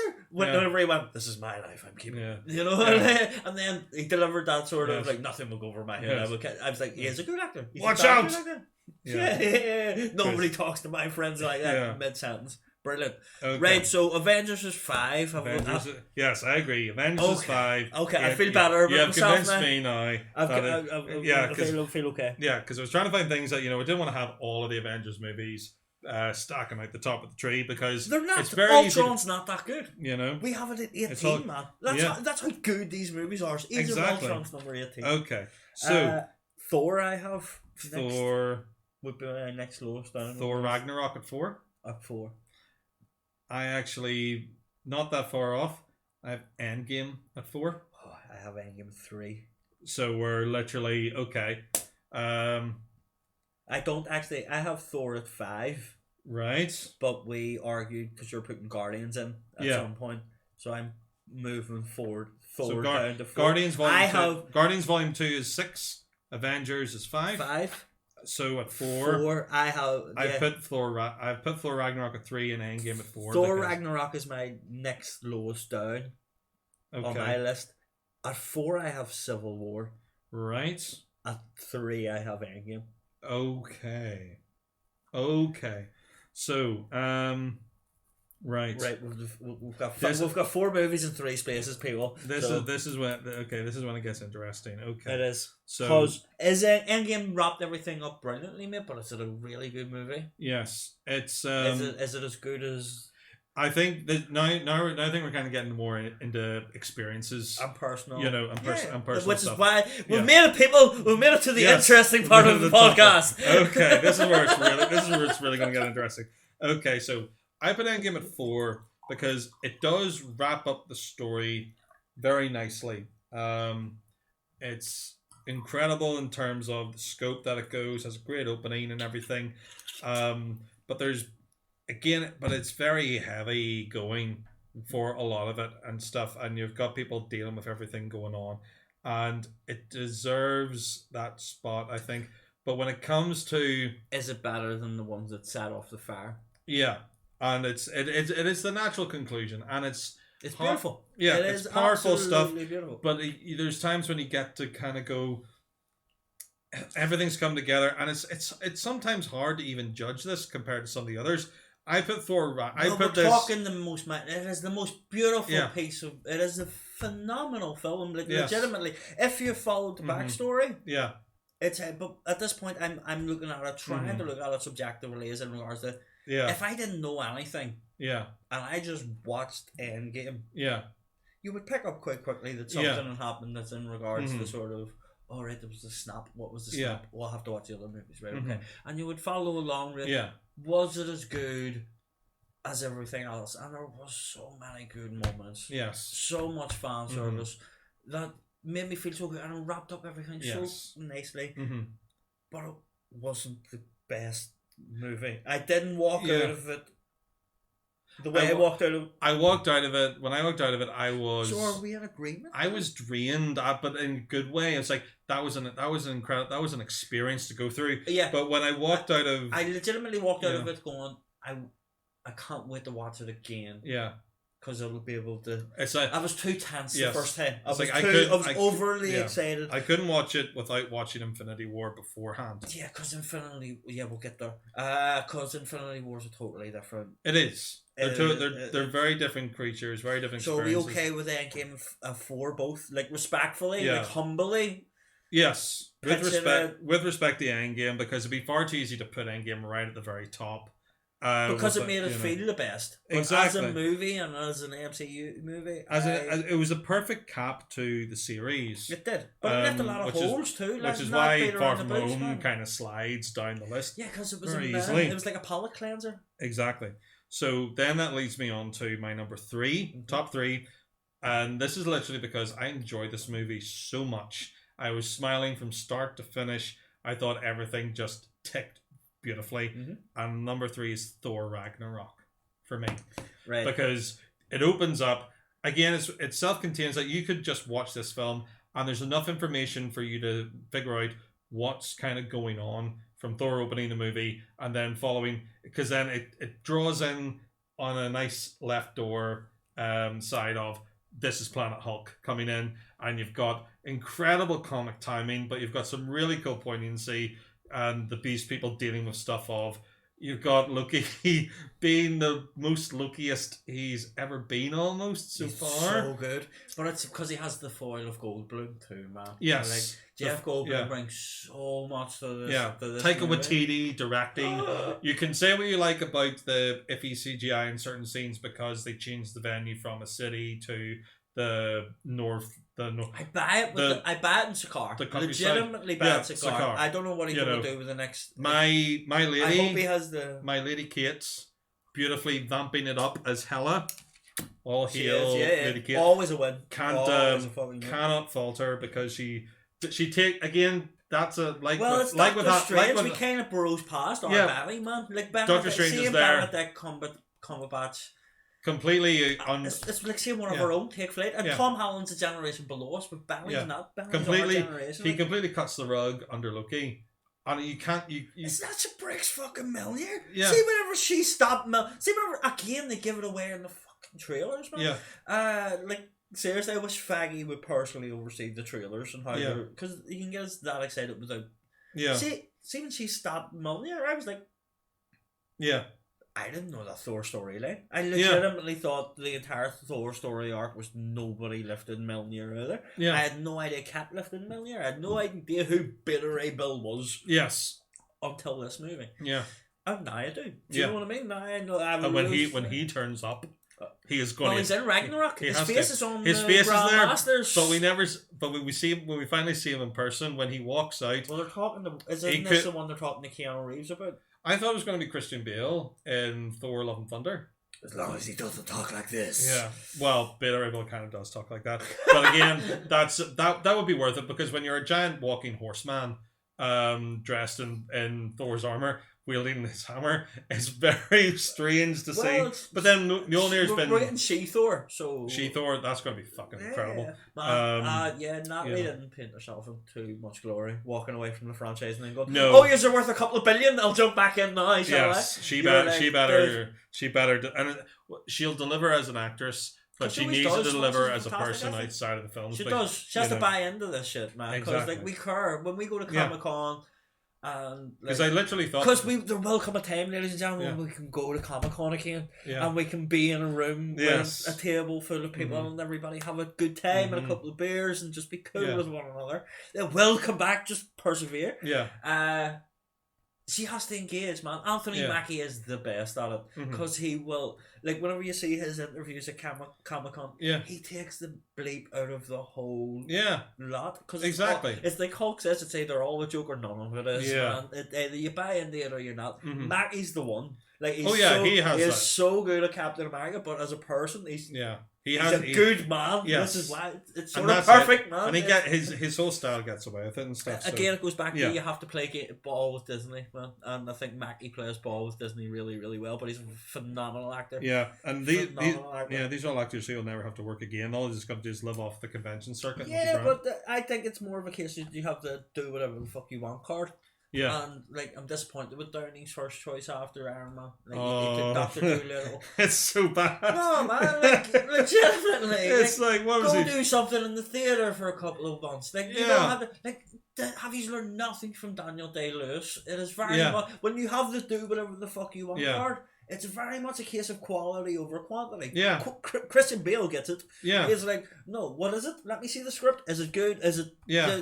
I'll do it. Yeah. Do you know what I mean? Pick a show and do it and find a new way to go about things. Yeah, don't be Captain America. That's a challenge. Or don't be... Doc Dolittle was so... From what I've seen of it, it's literally a rip-off of... Sherlock and bits of Tony Stark in there. Something that disappointed me about the MCU is at no point did Benny turn around to...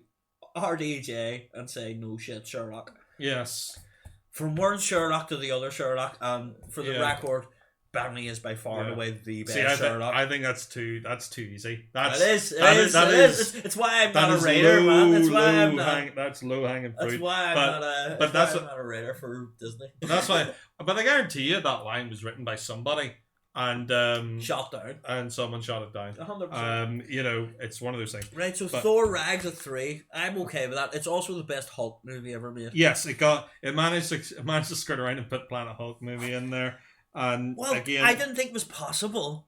Yeah, I genuinely didn't think it was possible. Okay, because Planet Hulk's one of them things. It's kind of like I didn't read the books growing up, so it's one of them. It's like the death of Superman. Yeah. It's one of them mythological things that really Superman died in there's a story arc with Superman. Legitimately never read the book. So yeah, Planet Hulk, I guess. I was like, oh right, okay, Hulk gets on. Okay, that sounds good. Yeah. Making it funny. Yeah. God forgive me, Thor's like 2 of the top one or 2 of the bottom. Where's Thor? 14 is the highest Thor's ranked. Yeah. As the stick up his ass Thor. Yeah. And I think a lot has to be said for Chris Hemsworth busting his ass in Hollywood. Oh yeah. To be trusted enough to go, you know what, Chris? Yeah. You want to make Thor into a comedic character? Yeah. Go right ahead. And I genuinely that is the story arc I'm looking forward to most. Yeah. Because he's only signed on for a couple of more movies. Yeah. And he is the last OG. Yeah. They should do a Hulk movie too, I think, at some point. But you know what? Well, they have to. It depends. And I don't think he's the last OG. He's the last OG. I want to see his arc finished properly because he's right at the end of Endgame. He's 100% right. Now it's 2 years. Like he just wants to hang about with his mates and solve crimes. He wants to Scooby do it around the world. Do you know what I mean? Exactly. Well, and I think he's gonna. I think that will end up. He's gonna end up coming full circle, in that he is then gonna. He started off super serious, and then things got a bit even more serious with Dark World, and then it's got too serious. I think he got too serious for a while, and then it's like, oh, I'm a funny guy because the way he bounced off the other people, and then he became super serious in Endgame, and Ragnarok he had his fun times and stuff, but I think now the next one and in the future he's gonna come back. He'll have his adventures, but I think he's gonna come back to this new type of maturity. Well, I think he's going to give up Mjolnir. I think that's why Jane's going to become. If Jane Foster's going to become Thor, I think it's going to be his sacrifice. He's going to have to see that. I hope so too. He'll probably become he will become, maybe end up closer to Odin. I think so, Manny. Well, if he's following Odin's arc, which he has been thus far, he lost his eye from knowledge. He wanted to be Odin. He was brash when in his youth. He's following Odin's arc. He's following it so much that Odin gives up at the end. Odin's kind of like, he's done. I'm done. I'm finished. I'm floats away. Yeah. I think Thor will do the exact same. But because he has the beauty of this is that I can't wait for the next. I think it's Love and Thunder. But I think it should be the Guardians movie first, really. Oh yeah. But we were talking about it after, like in that weekend after Endgame, when we were both buzzing, that the last in Infinity War, before Chris Pratt gets snapped away, they make reference to him being overweight. Yes. And Thor is overweight. Oh yeah. So there should be a really funny montage of Chris Pratt working really hard. Oh yeah. Losing a lot of weight, and then Thor doing like 2 sit-ups and being shredded. Just absolutely Chris Hemsworth. I've said this to steamed chicken diet. I've said this to a couple of people, is that in Guardians 3 there should be a workout montage of Drax, Star-Lord and Thor working out to Let's Get Physical by Olivia Newton-John. Oh man, Taika's and mad it's going to be like Taika's crazy enough to make that work. On Top Gun homoerotic butt slaps and high fives and glistening sweated pecs. It's like a Predator, the most manly handshake of all time. And the glistening, the veins popping. What's the matter, Dylan? Pushing too many pencils. Right, so it's fun. 1 and 2 then, brother. 1 and 2. Have you got predictable, or are you throwing a spanner in the works? I think I'm going to spanner it, because I think I know what you've got so far. Okay, well, just full cards on the table then. At number 2, I have Infinity War. And at number 1, I have Captain America Civil War. Okay. My reasoning, I'll start out. You feel free to contradict. I have the total opposite. Yeah. So, and this is good. Even at the end up, we're still got nice things. So basically, this is the definitive one though. Okay, so Infinity War, absolute masterpiece. I was watching the other night. There's gags in it that I still laugh at to this day without reserve, from the moment I saw the film to even now. And that is tremendous. There's so much in there in terms of the music and the graphics, and you see it starts off with Thor and his people getting decimated again, and we don't even know where for years people were asking, where was everybody else where was the half of Thanos spared, where did they go? And we found out later on in Endgame. We had to wait that long to find out. And then you've got all this great story, and there's the right amount of people there, and they do it all, and you have this incredible 15-minute end piece after Thanos does the snap, and of this cello just playing, and it's so grim, and it's so harsh. I feel like you're convincing me of my own argument, because I have it as number 1. Yeah, and you have all of that, and half of the people are ghosted away at the end and stuff, and it's really harsh and everything. But I put Civil War. That is I love Civil War too. I just want to say it for the record. It gives you everything on a cosmic scale. The reason why I put the way Civil War just micromillimeter just edges forward, is that Civil War just breaks the Avengers apart on a small, close to home scale, where it's the first time. I mean, because they're still broken up in Infinity War. and that brings it back together again. Again, it's but ballsy from the filmmakers because we've just got them together working as a cohesive team. Or do you really want to break exactly? them apart? And then the easiest thing to do from a marketing standpoint is make it be an easy victory. Whoever they're like another Ultron, they just go in and kick ass, and yada yada yada. Yeah, Civil War kind of brings. I get that, but for the record, I just want to like. So I have for your at 4 I have Civil War. Yeah. At 3 I have Endgame. 2 I have Winter Soldier. Right. And at 1 I have Infinity War. Okay. Now, my number 2 choice was sacrificed outside the top 10. I just want to say. Yeah. But points were made that I could not argue with, and I know it's just because I personally love this movie. Yeah. I put the same argument to you that you just personally love Civil War because of it recreated the airport scene from the fucking opening of Superheroes or whatever they called that show when we were growing up. Yeah. And like the comic book panels came to life. Mm-hmm. As a movie. Yeah. As a movie, as a start, a middle, and an end of a movie, Infinity War is not just the best MCU movie. Yeah. It's the best movie I've ever seen in my life, as in regards that it took me away to a place that you had to watch at least 15 of the 20 movies that preceded it to get it. I understand. You do, or 19 movies or whatever the fuck the actual count is. I understand that there's very little of the MCU that you can miss before Infinity War that makes sense. But I didn't miss anything. Yeah. I got every joke. I got every line. I got every... And I knew that they were going to figure it all out in the end. But the fact that they had me feeling the way I felt sitting in that cinema...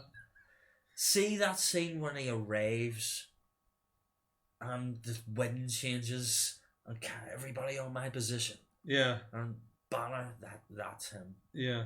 It's just like, holy fuck. Yeah. It's actually, he's here. Yes. He's actually, he's here. And then the misdirect of the cinematography, whenever you think Wanda saved the day, but she sacrificed Vision. Yeah. So your heart breaks for Wanda. And then you realise he's got the time stone. Yes. And he just, and he's already done this. The audience, beat you, as an audience member, they beat you over the head with it because they do it with Gamora, as you said earlier on. They make you go, Quilly's man enough to do it because it's the greater of two evils, or the lesser of two evils, as the saying goes. And he pulls the trigger, but Thanos, because he has the fucking soul, but he has the time stone at this point. Yeah. See, whenever oh man, and then Thor comes out of nowhere, and you think, yes, he's gonna save the day. I was a wreck, and I don't think I've ever spent more time. Civil War's amazing. Yes. It really, really is. Like, legitimately, I have no problem sacrificing Endgame or Thor Ragnarok as in order ways. Yeah. Because I enjoyed Civil War that much. But the whole thing could have been, like, there's a massive plot hole in Civil War, which is if Steve had just turned around to Tony and says, there's a load of key words that if we say to Bucky, he'll go fucking crazy. Yeah. And Steve actively avoids saying the words that would make Tony go, oh, right, okay. Just because they wanted to see the set pieces and stuff like that. So, considering I have thrown my number 2 movie down on the number 11, would you concede Infinity War is the greatest MCU movie behind Civil War? I put it to you. Yes, I put it to you, sir. See. Yes, I would concede and give. You don't agree, but you can live with it. Yeah, well, see, that's the thing. I mean, I would happily, if either of those movies were on and something else was on, I'd happily watch either of those. I love, because like in Civil War, you get people lost their collective minds when they realized Spider-Man, for the first time since in the MCU, that Spider-Man was wasted it in the trailer. Is what they did. Well, that's because they knew that they couldn't keep it a secret, and they knew they couldn't keep that. It is very true. Yeah. When literally, when you see that aerial shot of the houses, and there's just boom, Queens. You know exactly what's about to happen. Yeah, and but Peter they set you up Parker's for that got- throughout the movie with You the know? title cards for like at one point the title card in Civil War isn't it just it's not, it's Infinity War where Yeah. it just says space. Yeah, space. I love that. It's like space. You're in space. Yeah. Deal with it, motherfucker. It's like Tim Curry's like spies. Yeah, amazing. And then you have like Black Panther turns up, and you have that scene where Captain America and Black Panther and the Winter Soldier are tearing ass down a highway past cars, photorealistically It's with magnificent. the stunt work and stuff. It's And magnificent. all this sort of No, thing. do you And know then- that wasn't CG? See when Sebastian Stan, I don't know if Sebastian Stan done the stunt, but I know the stunt is done live. Yeah. You know the bit one where he knocks the guy off the motorcycle, Grabs spins him, around, yeah. and lands and goes in the different in the opposite direction. That's a real fucking Yeah. like somebody done that. Yeah. What in the name of all things holy? They're crazy. Absolutely crazy. But I mean, Yeah. man, like the Civil War. Yeah, that's the one that spoiled me because now I have unrealistic expectations of Marvel, and Infinity War and Endgame and Ragnarok for that matter. Yeah. Have met them expectations. Whenever I saw Captain America Civil War, I went, holy mother of God, you can actually do this. Yeah. You can actually tie all this together. And let's not be wrong. It's not a Captain America movie. It's an Avengers 2.5. Yeah. It's brilliant, man. Legitimately, and the character growths and the and how you like that's one thing Ultron doesn't get enough credit for. It spawned so many different movies. Yeah. Where are we at? No, it doesn't matter. Let's take an interval here and then No. Let's we'll wrap it up now and with our so basically. So we have our I will conclusive agree. list. Yes, no, it doesn't really matter to me anyway because I love both movies so much. Yeah. But I really do. Yes, I think that number 2, Civil War, and the top number 1 will be Infinity War. So let's just do a quick recap of everything. Quick recap from the top. So at 23 we have Thor 2, 22, The Hulk, 21, Iron Man 3, 20, Captain Marvel, controversial, 19, Iron Man 2, 18, Age of Ultron, 17, Far From Home, 16, Ant-Man 1, 15, Ant-Man 2 and Ant-Man and the Wasp, 14, Thor 1, 13, Guardians 1, 12, Homecoming, 11, The Winter Soldier, 10, Iron Man 1, 9, The Black Panther, 8, Doctor Strange, 7, Captain America the First Avenger, 6, Guardians of the Galaxy Volume 2, 5, Avengers, 4, Avengers Endgame, 3, Thor Ragnarok, 2, Captain America Civil War, and at number 1, Infinity War. yo, very good. Ladies and gentlemen, it has been an absolute pleasure. That was great stuff, my friend. Great stuff. Great to have this Guys, kind of if you're conversation. still listening, thank you so much. Yes, well done. We appreciate your patience and your fortitude. Any feedback, anything you disagree with, let us know in the comments. We might post analysis of this at some other time. But for now, there is your quintessential M.C.U. list. Yes, according to us, in our humble opinion, if you don't agree, that's fine. But just, Come back next time. You don't- may agree. don't raise your I guess. Any ideas, fire them our way. We'll see what we can do about it. This is our first time, so we don't. Be gentle. We apologize for nothing. Yeah, we're proud of this, motherfucker. We wish you a safe time. Stay safe. Stay safe. Wash your hands, Look after all each that other. good stuff. And yes, God bless. Have a nice one.